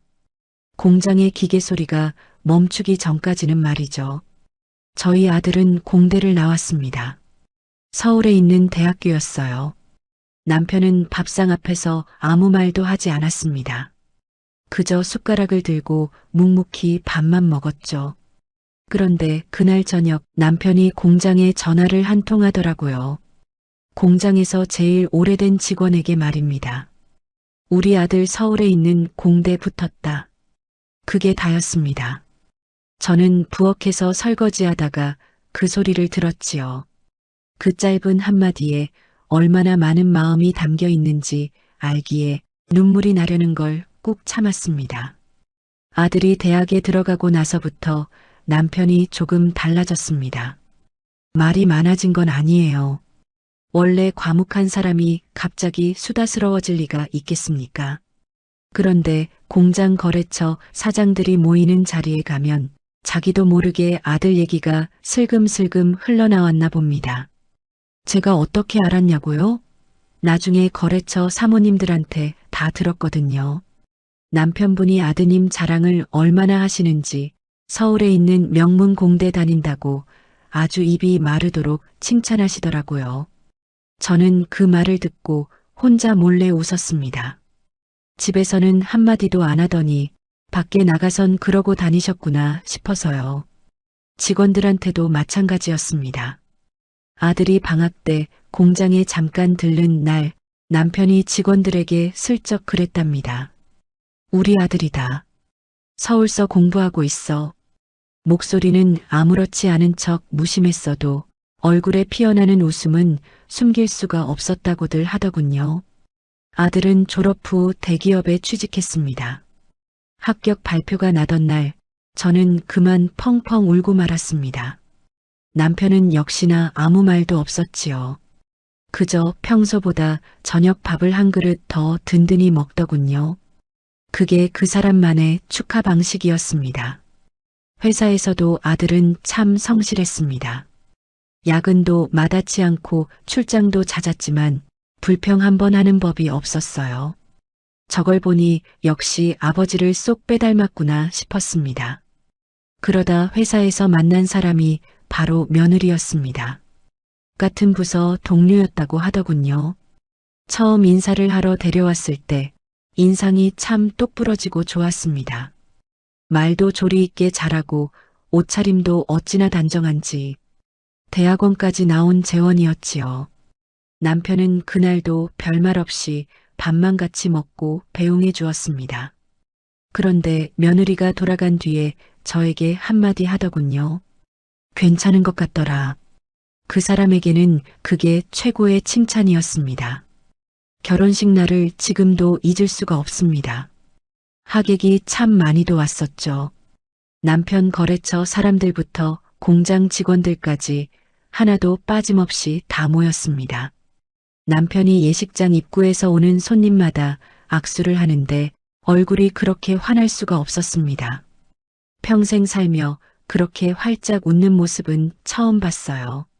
저는 그날 남편의 얼굴을 보면서 아, 이 사람이 오늘 참 행복하구나 싶어 마음이 뭉클했습니다.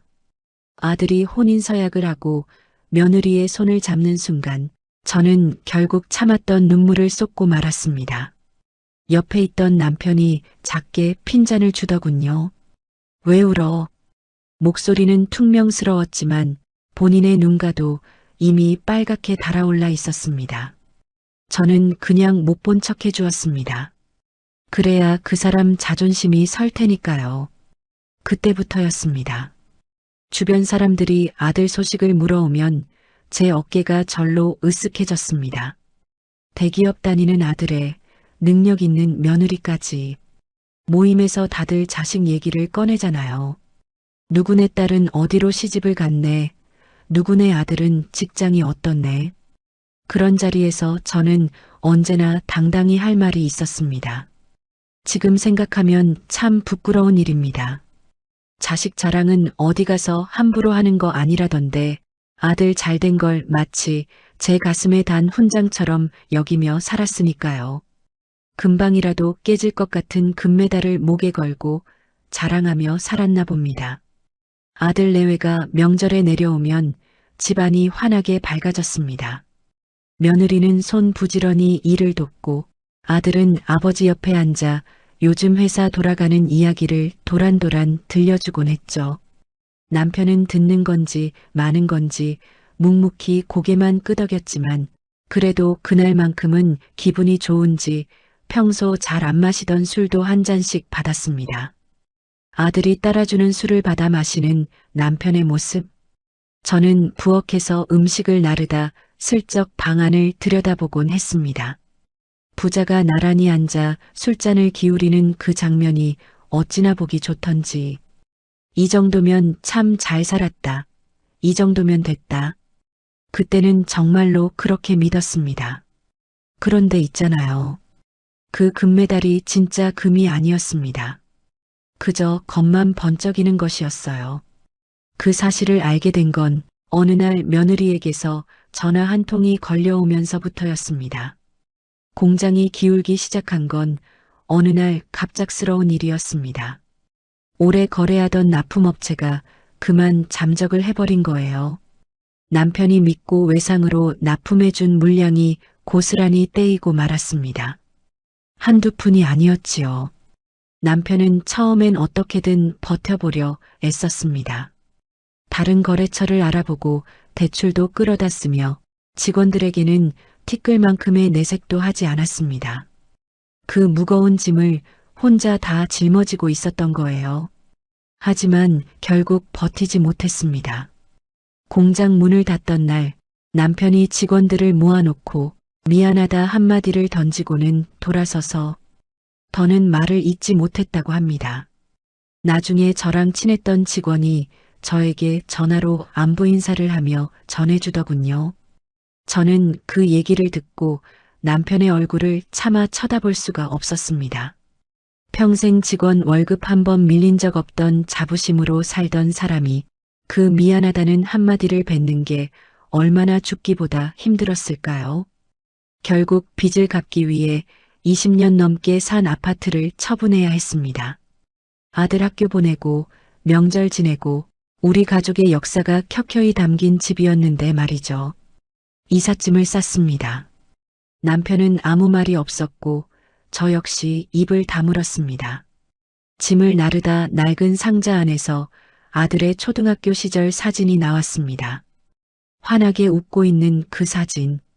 저는 그걸 한참 보다가 그저 조용히 상자 안에 다시 밀어 넣었습니다. 새로 이사한 곳은 방 2개짜리 작은 빌라였습니다. 짐을 다 풀고 나니 집이 꽉 차버렸습니다.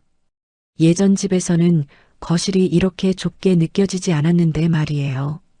남편은 짐 정리를 다 끝낸 뒤 한참 동안 창밖을 응시하다가 나직이 말했습니다. 됐어. 이 정도면 사는데 지장 없어. 저는 그 말에 차마 대답을 할 수 없었습니다. 그날 이후 남편은 경비 일을 시작했습니다. 평생을 사장으로 살던 사람이 이제는 아파트 경비복을 입고 현관을 나서는 겁니다. 처음 그 옷을 입고 나가는 날 저는 배웅을 하다 그만 눈물이 터질 것 같아 남편에게 들킬까봐 얼른 집 안으로 숨어 들어왔습니다. 저 역시 일자리를 구했습니다. 동네 식당 주방이었죠. 불판을 닦고 설거지를 하는 일이었습니다. 처음엔 손이 다 텄습니다. 손등이 갈라지고 쓰라려 견디기 힘들었죠. 그래도 괜찮았습니다. 저도 벌어야 했으니까요. 그러던 어느 날 오후였습니다. 남편은 경비 일을 하러 나간 뒤였고 저는 식당 출근 전 잠깐 집에서 숨을 돌리고 있었죠. 그때 핸드폰이 울렸습니다. 며느리였습니다. 어머니, 저예요. 목소리가 이상했습니다. 평소엔 누구보다 밝고 또렷하던 아이가 목이 꽉 잠겨 있었거든요. 왜 무슨 일 있니? 잠깐의 정적이 흘렀습니다. 그러더니 참았던 울음이 터져 나왔습니다. 어머니, 저 너무 힘들어요. 저는 그 순간 심장이 덜컥 내려앉는 것 같았습니다. 아무 말도 못한 채 그저 손에 든 전화기를 꽉 쥐고 있을 뿐이었죠. 이야기는 길었습니다. 며느리는 한참을 울며 그간의 사정을 쏟아냈습니다. 처음엔 주식이었다고 하더군요. 아들이 조금씩 시작했는데 처음엔 돈이 좀 벌렸나 봅니다. 그게 화근이었습니다. 돈이 되니 욕심이 생겼고 더하다 보니 코인에까지 손을 댔다고 했습니다. 어머니, 저 몰래 저희 집 전세 보증금도 넣었어요. 그 말에 저는 숨이 턱 막혔습니다. 얼마나 넣었니? 전부 다요. 거기다 회사 동료한테도 빌리고 빚까지 졌다고 했습니다. 아들은 회사도 그만뒀다고 했어요. 그 번듯하던 직장을, 부모의 유일한 자랑이었던 그 자리를 스스로 내려놓은 겁니다. 전화기를 든 손이 덜덜 떨렸습니다. 어디서부터 무엇을 물어야 할지조차 몰랐습니다. 그저 수화기 너머로 들려오는 며느리의 애처로운 울음소리를 묵묵히 듣고만 있었지요. 거기가 끝이 아니었습니다. 며느리는 아이 얘기도 꺼냈습니다. 자기는 아이를 갖고 싶지 않다고, 일도 커리어도 소중한 지금 상황에서 아이는 무리라고 생각했다고요. 그런데 아들은 아이를 간절히 원했다고 합니다. 그게 아주 오래된 갈등이었다고 말이죠. 맨날 그것 때문에 싸웠어요, 어머니. 저는 이제 지쳐서 더는 못하겠어요. 저는 그 말을 들으며 아들 생각을 했습니다. 제 아이를 얼마나 갖고 싶었을까. 그걸 차마 입 밖으로 꺼내지도 못하고 혼자 속으로 삼키고 있었을 아들이 떠올라 가슴이 아릿했습니다. 그러면서도 한편으로는 며느리가 이해되기도 했습니다. 며느리 말이 틀린 게 하나 없었으니까요. 저는 어느 쪽 편도 들어줄 수가 없었습니다. 어머니, 저 이혼하려고요. 그 말이 나왔을 때 저는 정말이지 아무런 말도 할 수 없었습니다. 한참이 지나서야 겨우 메마른 입술을 떼었죠. 그래, 참 많이 힘들었겠구나. 그게 전부였습니다. 더 보탤 말이 없었어요. 전화를 끊고 나서 저는 한동안 그 자리에 못 박힌 듯 앉아 있었습니다.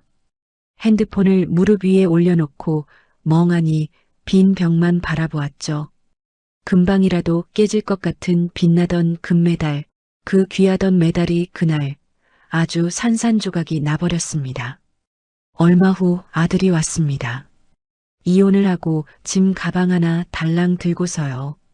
42살이었습니다. 현관에 서 있는 아들의 얼굴을 보았을 때 저는 아무런 말도 할 수 없었습니다. 그저 들어와라 했을 뿐입니다. 남편은 등을 돌린 채 아들을 쳐다보지도 않았습니다. 그 좁은 빌라에 세 식구가 다시 모였습니다. 그렇게 불편한 동거가 시작되었습니다. 방 2개짜리 작은 빌라였지요. 남편이랑 저는 안방을 쓰고 아들은 작은 방 하나를 차지했습니다. 짐 가방 하나 달랑 들고 들어온 아들이었는데 며칠이 지나자 방 안이 금세 가득 차더군요.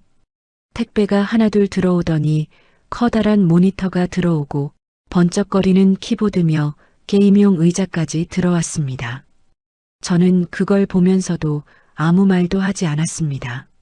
마음이 오죽 힘들면 저럴까 싶어서요. 지금아 생각해보면 후회합니다. 네 앞가림 네가 해야 한다고 단호하게 내쳤어야 했는데 좀 쉬다 보면 다시 일어서겠지. 그때는 그저 그렇게만 생각했습니다. 아들의 하루는 늘 똑같았습니다. 해가 중천에 뜰 때쯤 일어나 밥을 먹고는 방으로 쏙 들어가면 밤새 나오지 않았지요. 닫힌 문틈으로는 기분 나쁜 게임 소리만 새어나왔습니다. 자판 두드리는 소리, 컴퓨터에서 흘러나오는 알 수 없는 소리들. 거실은 전기세라도 아껴보겠다고 불도 잘 켜지 않았습니다. 남편이랑 저는 어두컴컴한 거실에 앉아 텔레비전 볼륨을 최대한 낮춰놓고 멍하니 앉아있곤 했지요.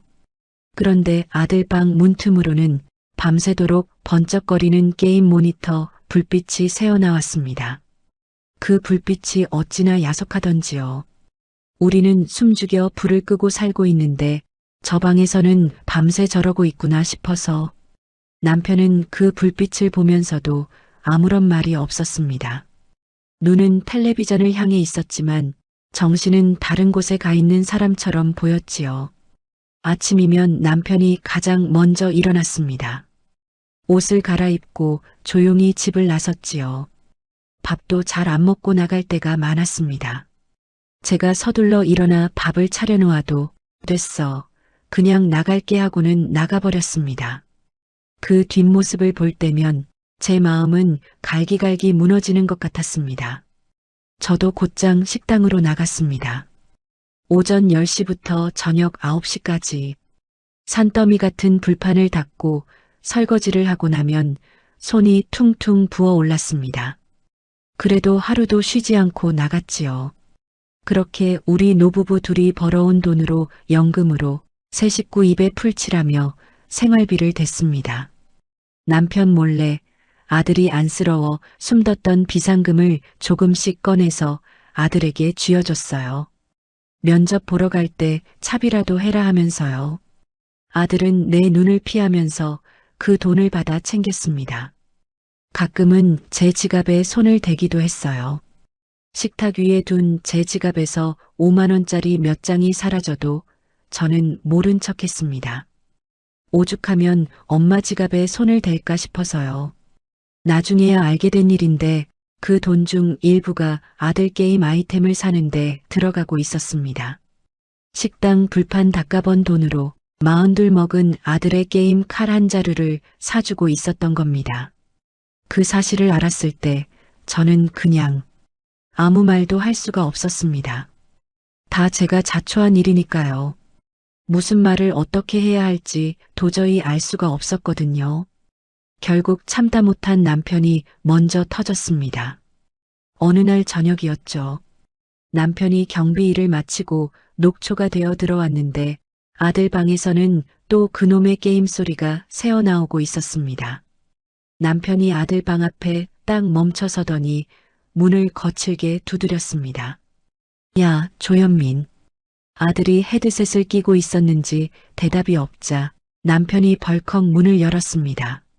내 나이 70이 다 됐는데 엄마랑 아버지는 밖에서 몸 부서져라 일하고 있다. 네가 그러고도 사내 새끼냐? 난 널 그렇게 키운 적 없어. 남편의 목소리가 파르르 떨리고 있었습니다. 화가 난 건지 아니면 서러운 건지 아마 둘 다였겠지요. 아들은 아무 대꾸도 하지 않았습니다. 그저 멍하니 모니터 화면만 바라보고 있었죠. 남편이 문을 닫고 나왔습니다. 쾅 소리가 온 집안을 흔들었습니다. 저는 부엌에서 그 소리를 들으며 하던 일을 멈추고 한참을 그대로 서 있었습니다. 그날 이후 아버지와 아들은 서로 말을 섞지 않았습니다. 밥상을 같이 마주해도 눈길 한 번 주고받지 않았지요. 남편은 아들 쪽을 아예 없는 사람 취급하며 보지 않았고 아들은 밥만 입에 밀어넣고는 곧장 방으로 숨어들었습니다. 저는 그 사이에서 이쪽 눈치 저쪽 눈치를 보며 오늘 날씨가 춥네. 반찬이 좀 짠가? 하고 억지로 말을 꺼내봤지만 분위기는 좀처럼 풀리지 않았습니다. 밥상이 그렇게 무거울 수가 없었습니다. 아들은 밤마다 코인 유튜브를 보았습니다. 이어폰을 끼고 침대에 누워 몇 시간이고 그 화면만 쳐다봤지요. 가끔 방문이 살짝 열려 있을 때면 소리가 흘러나왔습니다. 이번 달 안에 반드시 반등합니다. 지금이 바닥입니다. 저점 매수 기회예요. 저는 그 소리를 들을 때마다 가슴이 턱턱 막혔습니다. 저 소리가 우리 아이를 저렇게 망가뜨린 건데 전 재산을 날리게 한 것도 결국 저 소리들인데 그걸 뻔히 알면서도 또 듣고 있구나 싶어서요. 한 번은 큰맘 먹고 조심스럽게 말을 붙여봤습니다. 현민아, 그 유튜브 좀 그만 봐라. 보면 내 마음만 더 힘들어지잖니. 아들이 대답이 없길래 마른 침을 한 번 삼키고는 진짜 하고 싶었던 말을 꺼냈습니다. 그리고 일자리는 좀 알아보고 있니? 이제 너도 마음 잡고 어디 가서 일이라도 시작해야지. 엄마랑 아버지가 언제까지 너 뒷바라지할 수도 없는 노릇이고. 그랬더니 아들이 얼굴을 찌푸리며 쏘아붙이더군요. 엄마는 몰라. 내가 지금 어떤 상황인지 알지도 못하면서 왜 자꾸 잔소리야? 나도 다 생각이 있어서 이러는 거라고. 그 모진 말에 저는 더 이상 아무 말도 하지 못했습니다. 어쩌면 맞는 말일 수도 있으니까요. 저는 정말로 저 아이의 속을 모르니까요. 그 시절 저는 매일 밤 잠을 이루지 못했습니다. 남편 옆에 누워 멍하니 천장만 바라보았지요. 저쪽 방에서 희미하게 들려오는 자판 두드리는 소리를 들으며 생각했습니다. 내가 대체 뭘 잘못한 걸까? 저 아이를 어디서부터 어떻게 잘못 키운 걸까? 더 모질게 했어야 했을까? 아니면 더 따뜻하게 품어줬어야 했을까? 아무리 고민해도 답은 없었습니다. 남편도 잠들지 못한 것 같았습니다. 숨소리가 너무나 고요했거든요. 잠든 사람의 숨소리가 아니었습니다. 우리 둘 다 누워서 뜬 눈으로 밤을 지새우고 있었습니다. 서로가 깨어 있다는 걸 뻔히 알면서도 우리는 아무런 말도 나누지 않았습니다. 그 깊은 침묵이 참으로 길고도 시렸습니다. 남편은 쉬는 날이면 꼭 제가 일하는 식당으로 퇴근 시간에 맞춰 마중 나왔습니다. 말없이 식당 앞에 듬직하게 서 있으면 저는 앞치마를 벗고 나갔습니다. 그렇게 둘이 나란히 걸어서 집으로 왔지요. 특별한 대화는 없었습니다. 그저 나란히 보폭을 맞춰 걸었습니다. 가끔은 슈퍼에 들러 두부 한 모나 계란 한 판을 사들고 오기도 했습니다. 남편이 무거운 걸 들고 저는 가벼운 봉지 하나 달랑 들고서요. 그 시간이 참 좋았습니다. 하루 중에 그나마 숨통이 탁 트이는 시간이었거든요. 집에 들어가면 또 그 무겁고 답답한 공기가 우리를 기다리고 있으니까요. 그런데 그 무렵부터였습니다. 제가 좀 이상해지기 시작했어요. 처음엔 그저 피곤해서 그런가 보다 했습니다. 워낙 일이 고되기도 했고 식당 주방 일이 보통 일이 아니었으니까요. 그러던 어느 날 국을 끓이다가 소금을 엄청나게 쏟아부은 겁니다. 소금을 한 번 넣었는지 두 번 넣었는지 도통 기억이 나질 않았어요. 아들이 국 한 술을 뜨더니 인상을 팍 쓰며 쏘아붙였습니다. 엄마, 이거 무슨 맛이야? 짜서 못 먹겠네, 진짜.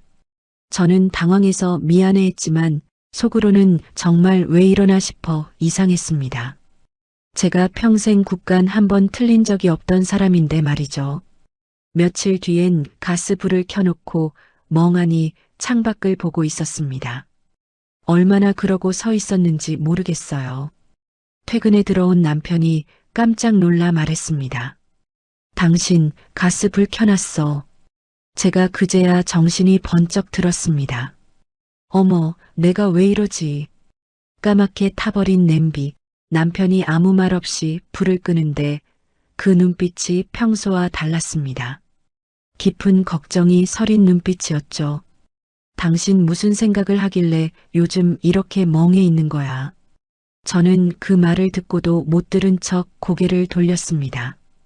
어느 평일 출근길, 버스를 타려고 올랐다가 갑자기 지갑을 안 가져온 것 같은 거예요. 분명히 가방에 넣은 기억이 나는데도 손에 잡히질 않았습니다. 결국 버스에서 내려 헐레벌떡 집으로 되돌아왔지요. 가방을 다시 샅샅이 뒤졌더니 지갑은 그곳에 그대로 있었습니다. 처음부터 가방 안에 있었던 거예요. 멍하니 그 자리에 서서 생각했습니다. 내가 왜 이러지? 내가 왜 이러나. 그 말을 속으로 몇 번이나 되뇌었는지 모릅니다.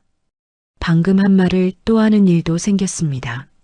남편에게 식당 일을 얘기하다가 똑같은 말을 두 번이나 했는데 남편 표정이 뭔가 굳어지더군요. 그 얘기 방금 했잖아. 제가 무안해서 웃으며 넘겼습니다. 아이고, 내가 나이를 먹긴 먹었나 봐. 남편이 그냥 고개를 끄덕였지만 눈은 전혀 웃고 있지 않았습니다. 저 역시 억지로 지은 웃음이 오래가지 못했지요. 그러던 어느 저녁 제가 핸드폰을 찾고 있었어요. 분명히 방금 전까지 손에 들고 있었는데 어디에 뒀는지 도저히 기억이 나질 않았습니다. 거실, 부엌, 화장실, 안방을 몇 번이나 왔다 갔다 하며 허둥지둥 찾고 있었지요. 그걸 보던 아들이 소파에 비스듬히 누운 채 피식 웃으며 말하더군요. 엄마, 그거 손에 들고 있잖아. 진짜 치매 아냐? 왜 이래 정말 동네 창피하게. 그 말이 가슴에 비수처럼 박혔습니다. 창피하게. 그 단어가 어찌나 아프던지요.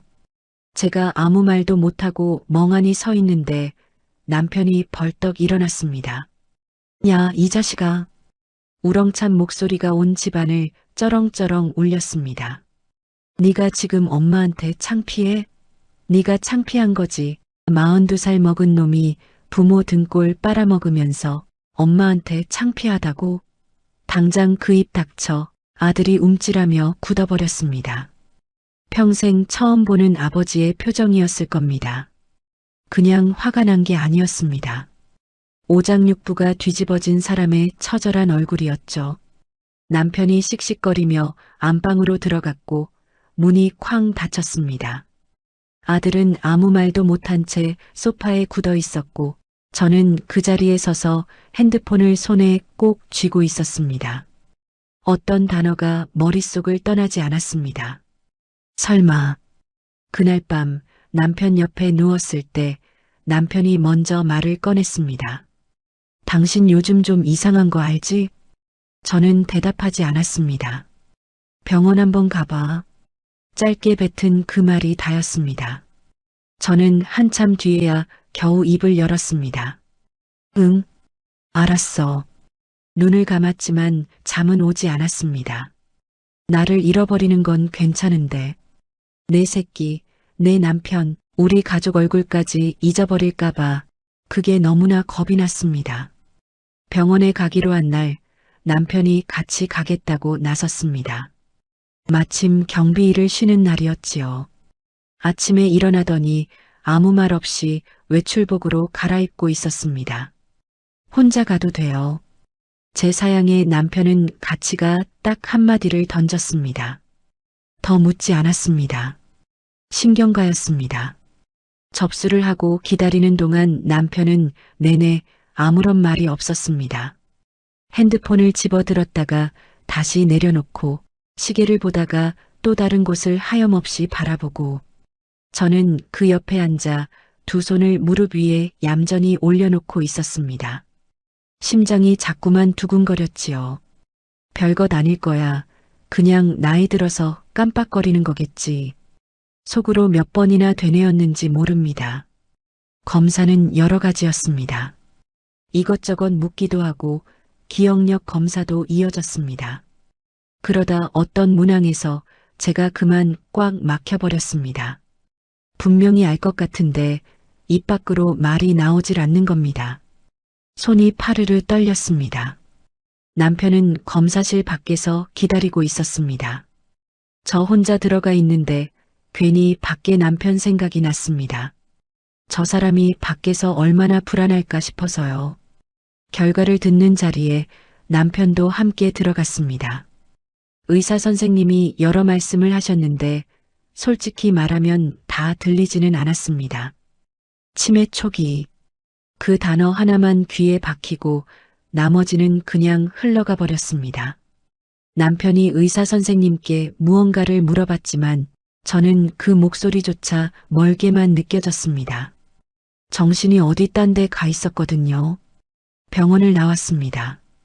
햇빛이 유독 눈부셨어요. 이상하게 그게 기억에 남습니다. 그날따라 햇빛이 참 밝았다는 게 말이죠. 남편이 조용히 말했습니다. 밥 먹고 가자. 저는 고개를 저었습니다. 시장 들렀다가요. 반찬거리 사야 해. 남편이 잠깐 저를 바라보더니 아무 말 없이 같이 시장으로 걸었습니다. 시장에서 저는 고기를 샀습니다. 아들이 어릴 때부터 참 좋아하던 고기였습니다. 불고기감이랑 제육볶음감을 넉넉히 사서 검은 봉지에 담아들고 나왔습니다. 남편은 그 봉지를 보면서도 저도 남편을 보면서도 아무런 말이 없었습니다. 그저 나란히 걸을 뿐이었습니다. 치매 초기 판정을 받고 나서 아들 줄 고기 반찬거리를 사들고 집으로 가는 엄마. 도대체 엄마라는 게 뭔지 저도 잘 모르겠습니다. 집에 와서 안방에 누웠습니다. 참 피곤했습니다. 몸이 피곤한 건지 마음이 피곤한 건지 천장을 보고 누워 있다가 가만히 눈을 감았습니다. 한참 뒤에 일어나 화장실로 들어갔습니다. 세면대 앞에 서서 거울을 보는데 거울 속에 저와 눈이 마주친 그 순간 눈물이 왈칵 쏟아졌습니다. 소리가 밖으로 셀까봐 두 손으로 입을 틀어막았습니다. 흑흑 소리가 새어나왔습니다. 막으면 막을수록 울음은 더 터져나왔습니다. 내가 왜 이런 병에 걸렸을까? 내가 대체 뭘 잘못한 걸까? 내가 인생을 잘못 산 건 아닐까? 온갖 생각들이 파도처럼 밀려왔습니다. 그러다 아들 생각이 났습니다. 저 철없는 아들, 저 한심한 내 새끼. 그런데도 저 아이가 걱정이 됐습니다. 내가 없으면 저 아이는 어떡하나. 미우나 고우나 내 새끼인데 제대로 밥은 먹고 살까? 병이 겁난 게 아니었습니다. 가족을 두고 가는 게 겁이 났습니다. 화장실 바닥에 주저앉아 입을 막고 한참을 울었습니다. 얼마나 지났을까요? 일어나 세수를 하고 거울을 다시 봤습니다. 눈이 퉁퉁 부어 있더군요. 찬물로 몇 번 눈가를 두드리고는 화장실 문을 열고 나왔습니다. 부엌에 가서 사온 고기를 냉장고에서 꺼내 아무 일 없다는 듯 저녁 준비를 시작했습니다. 저녁을 먹고 제가 설거지를 하고 있을 때였습니다. 남편이 자리에서 일어나 아들 방으로 걸어갔습니다. 저는 손을 멈추고 귀를 기울였습니다. 노크 소리가 났습니다. 들어간다. 잠시 후 방문이 열리는 소리와 함께 남편의 낮고 무거운 목소리가 들렸습니다. 엄마 오늘 병원 다녀왔다. 치매 초기란다. 잠깐 침묵이 흘렀습니다. 이제는 제발 정신 차려라. 못하겠으면 나가서 남처럼 살던가. 내가 이러고 있을 때가 아니야. 남편의 목소리가 떨리고 있었습니다. 화가 난 목소리가 아니었습니다. 이제 더는 그러면 안 된다는 아버지의 마지막 간청 같은 말이었지요. 잠시 후 아들이 울기 시작했습니다. 처음엔 작게 훌쩍이다가 점점 소리가 커졌습니다. 평생 아버지 앞에서 울지 않던 아이가 어깨를 들썩이며 오열하고 있었습니다. 남편의 목소리는 더 들리지 않았습니다. 남편도 차마 말을 잇지 못하는 것 같았습니다. 저는 설거지하다 만 손을 들고 그 자리에 얼어붙은 듯 서 있었습니다. 물이 손끝에서 뚝뚝 떨어졌습니다. 발걸음이 거실로 향했습니다. 아들 방 앞까지 가서 문에 등을 기대고 섰습니다. 안에서 아들의 통곡 소리가 들리고 남편의 낮은 한숨 소리가 들려왔습니다. 저는 그 문에 기댄 채 다시 입을 틀어막았습니다. 아까 화장실에서 다 울었다고 생각했는데 눈물이 멈추지 않고 흘러내렸습니다. 우리 세 식구가 그렇게 얇은 문 하나를 사이에 두고 다 함께 울고 있었습니다. 한참 후에 방으로 들어왔습니다. 남편이 불을 끄고 누웠습니다. 하지만 우리 둘 다 알고 있었죠. 잠은 이미 저 멀리 달아나 버렸다는 걸요. 한참의 무거운 정적을 깨고 어둠 속에서 그이의 낮은 목소리가 흘러나왔습니다. 당신 아팠는데 내가 몰랐어. 그동안 눈치도 못 채고 정말 미안해. 저는 어두운 천장을 멍하니 바라보다가 담담하게 대답했습니다. 당신이 어떻게 알아? 나도 몰랐는데. 그냥 나이 들어 그런 줄 알았지. 남편은 말이 없었습니다. 그러다 이불 위로 조심스럽게 제 손을 찾아 얹더군요. 꼭 쥐지도 못하고 그저 조심스럽게 올려만 놓은 그 손이 파르르 떨리고 있었습니다. 저도 그 손을 빼지 않고 가만히 두었습니다. 평생 당신 고생만 시켰어. 그이가 짧게 숨을 들이켜더니 말을 이었습니다. 당신 처음 시집 왔을 때 고운 손이었는데 내 뒷바라지 하느라 공장 뒷바라지 하느라 다 망가졌네. 이제 좀 편하게 해주나 싶었더니 사업 말아먹고 환갑 넘은 사람 식당 불판 닫게 하고. 남편의 목소리가 점점 젖어들었습니다. 나 만나서 당신 참 고생 많았다.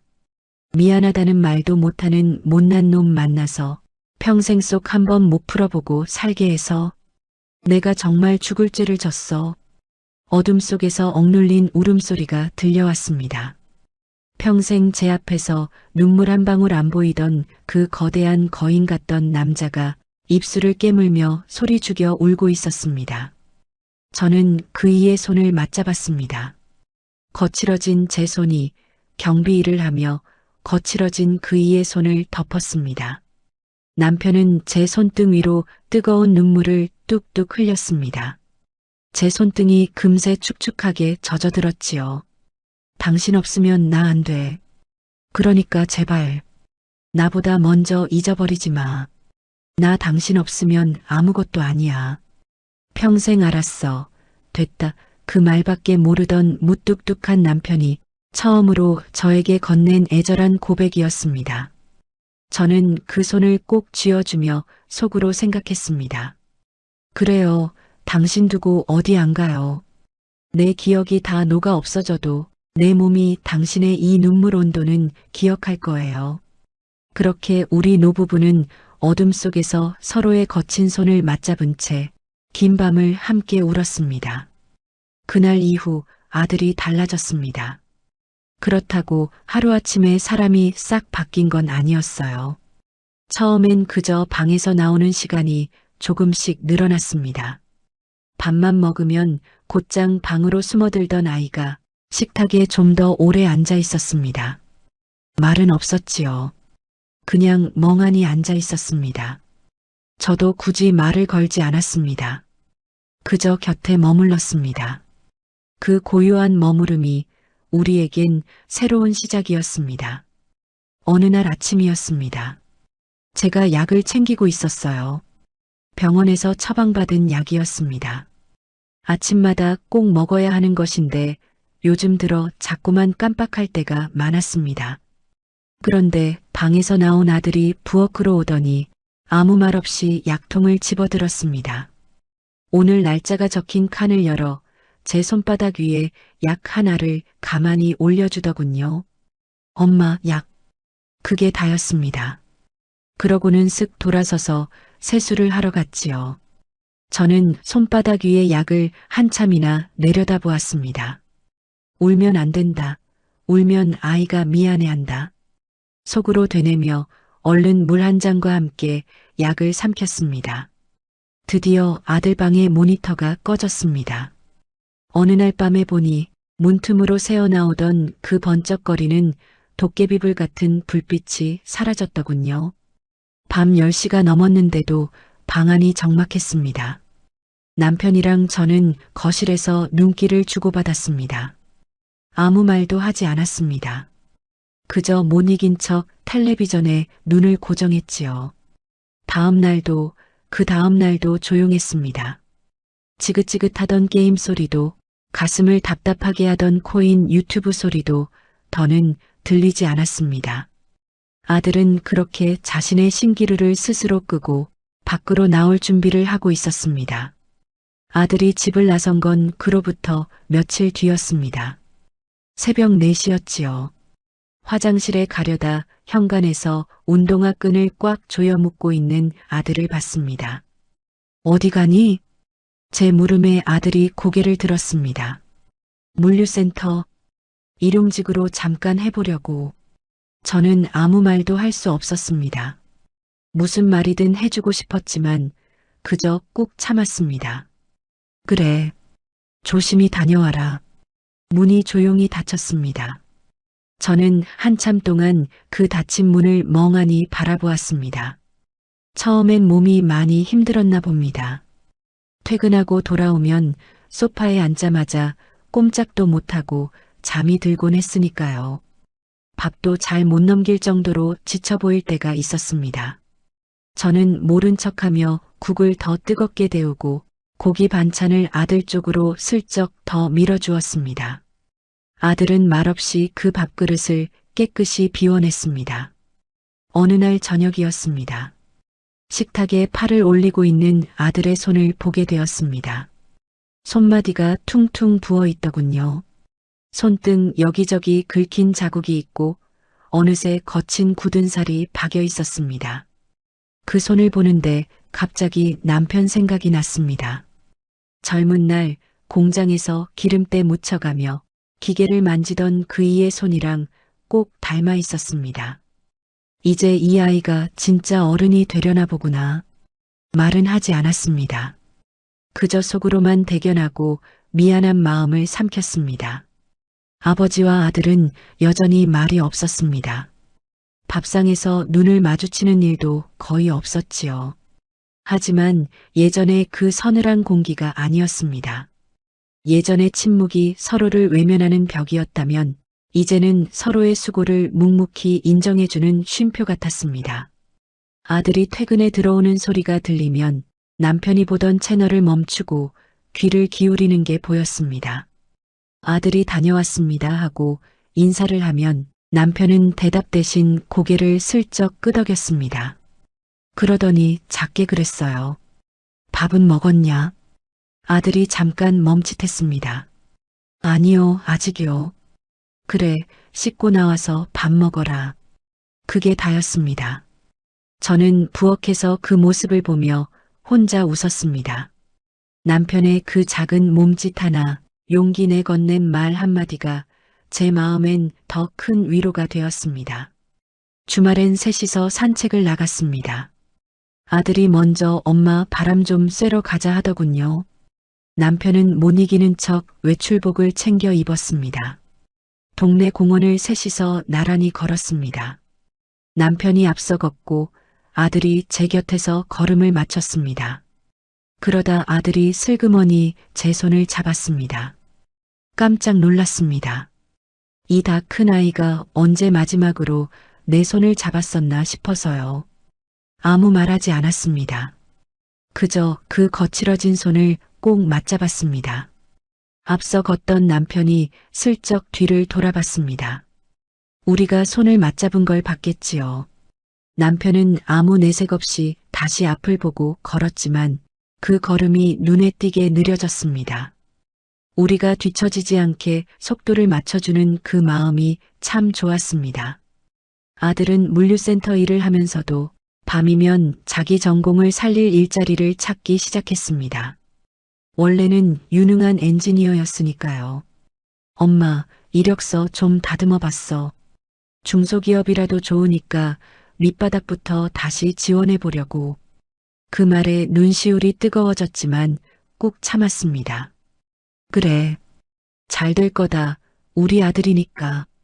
더 많은 말을 얹고 싶었지만 누르고 또 눌렀습니다. 스스로 일어서려는 아이에게 제 걱정이 오히려 짐이 될까 봐서요. 부모는 그저 묵묵히 믿어주는 것밖엔 해줄 게 없다는 걸 이제야 알 것 같습니다. 제 기억은 이제 조금씩 더 흐려지고 있습니다.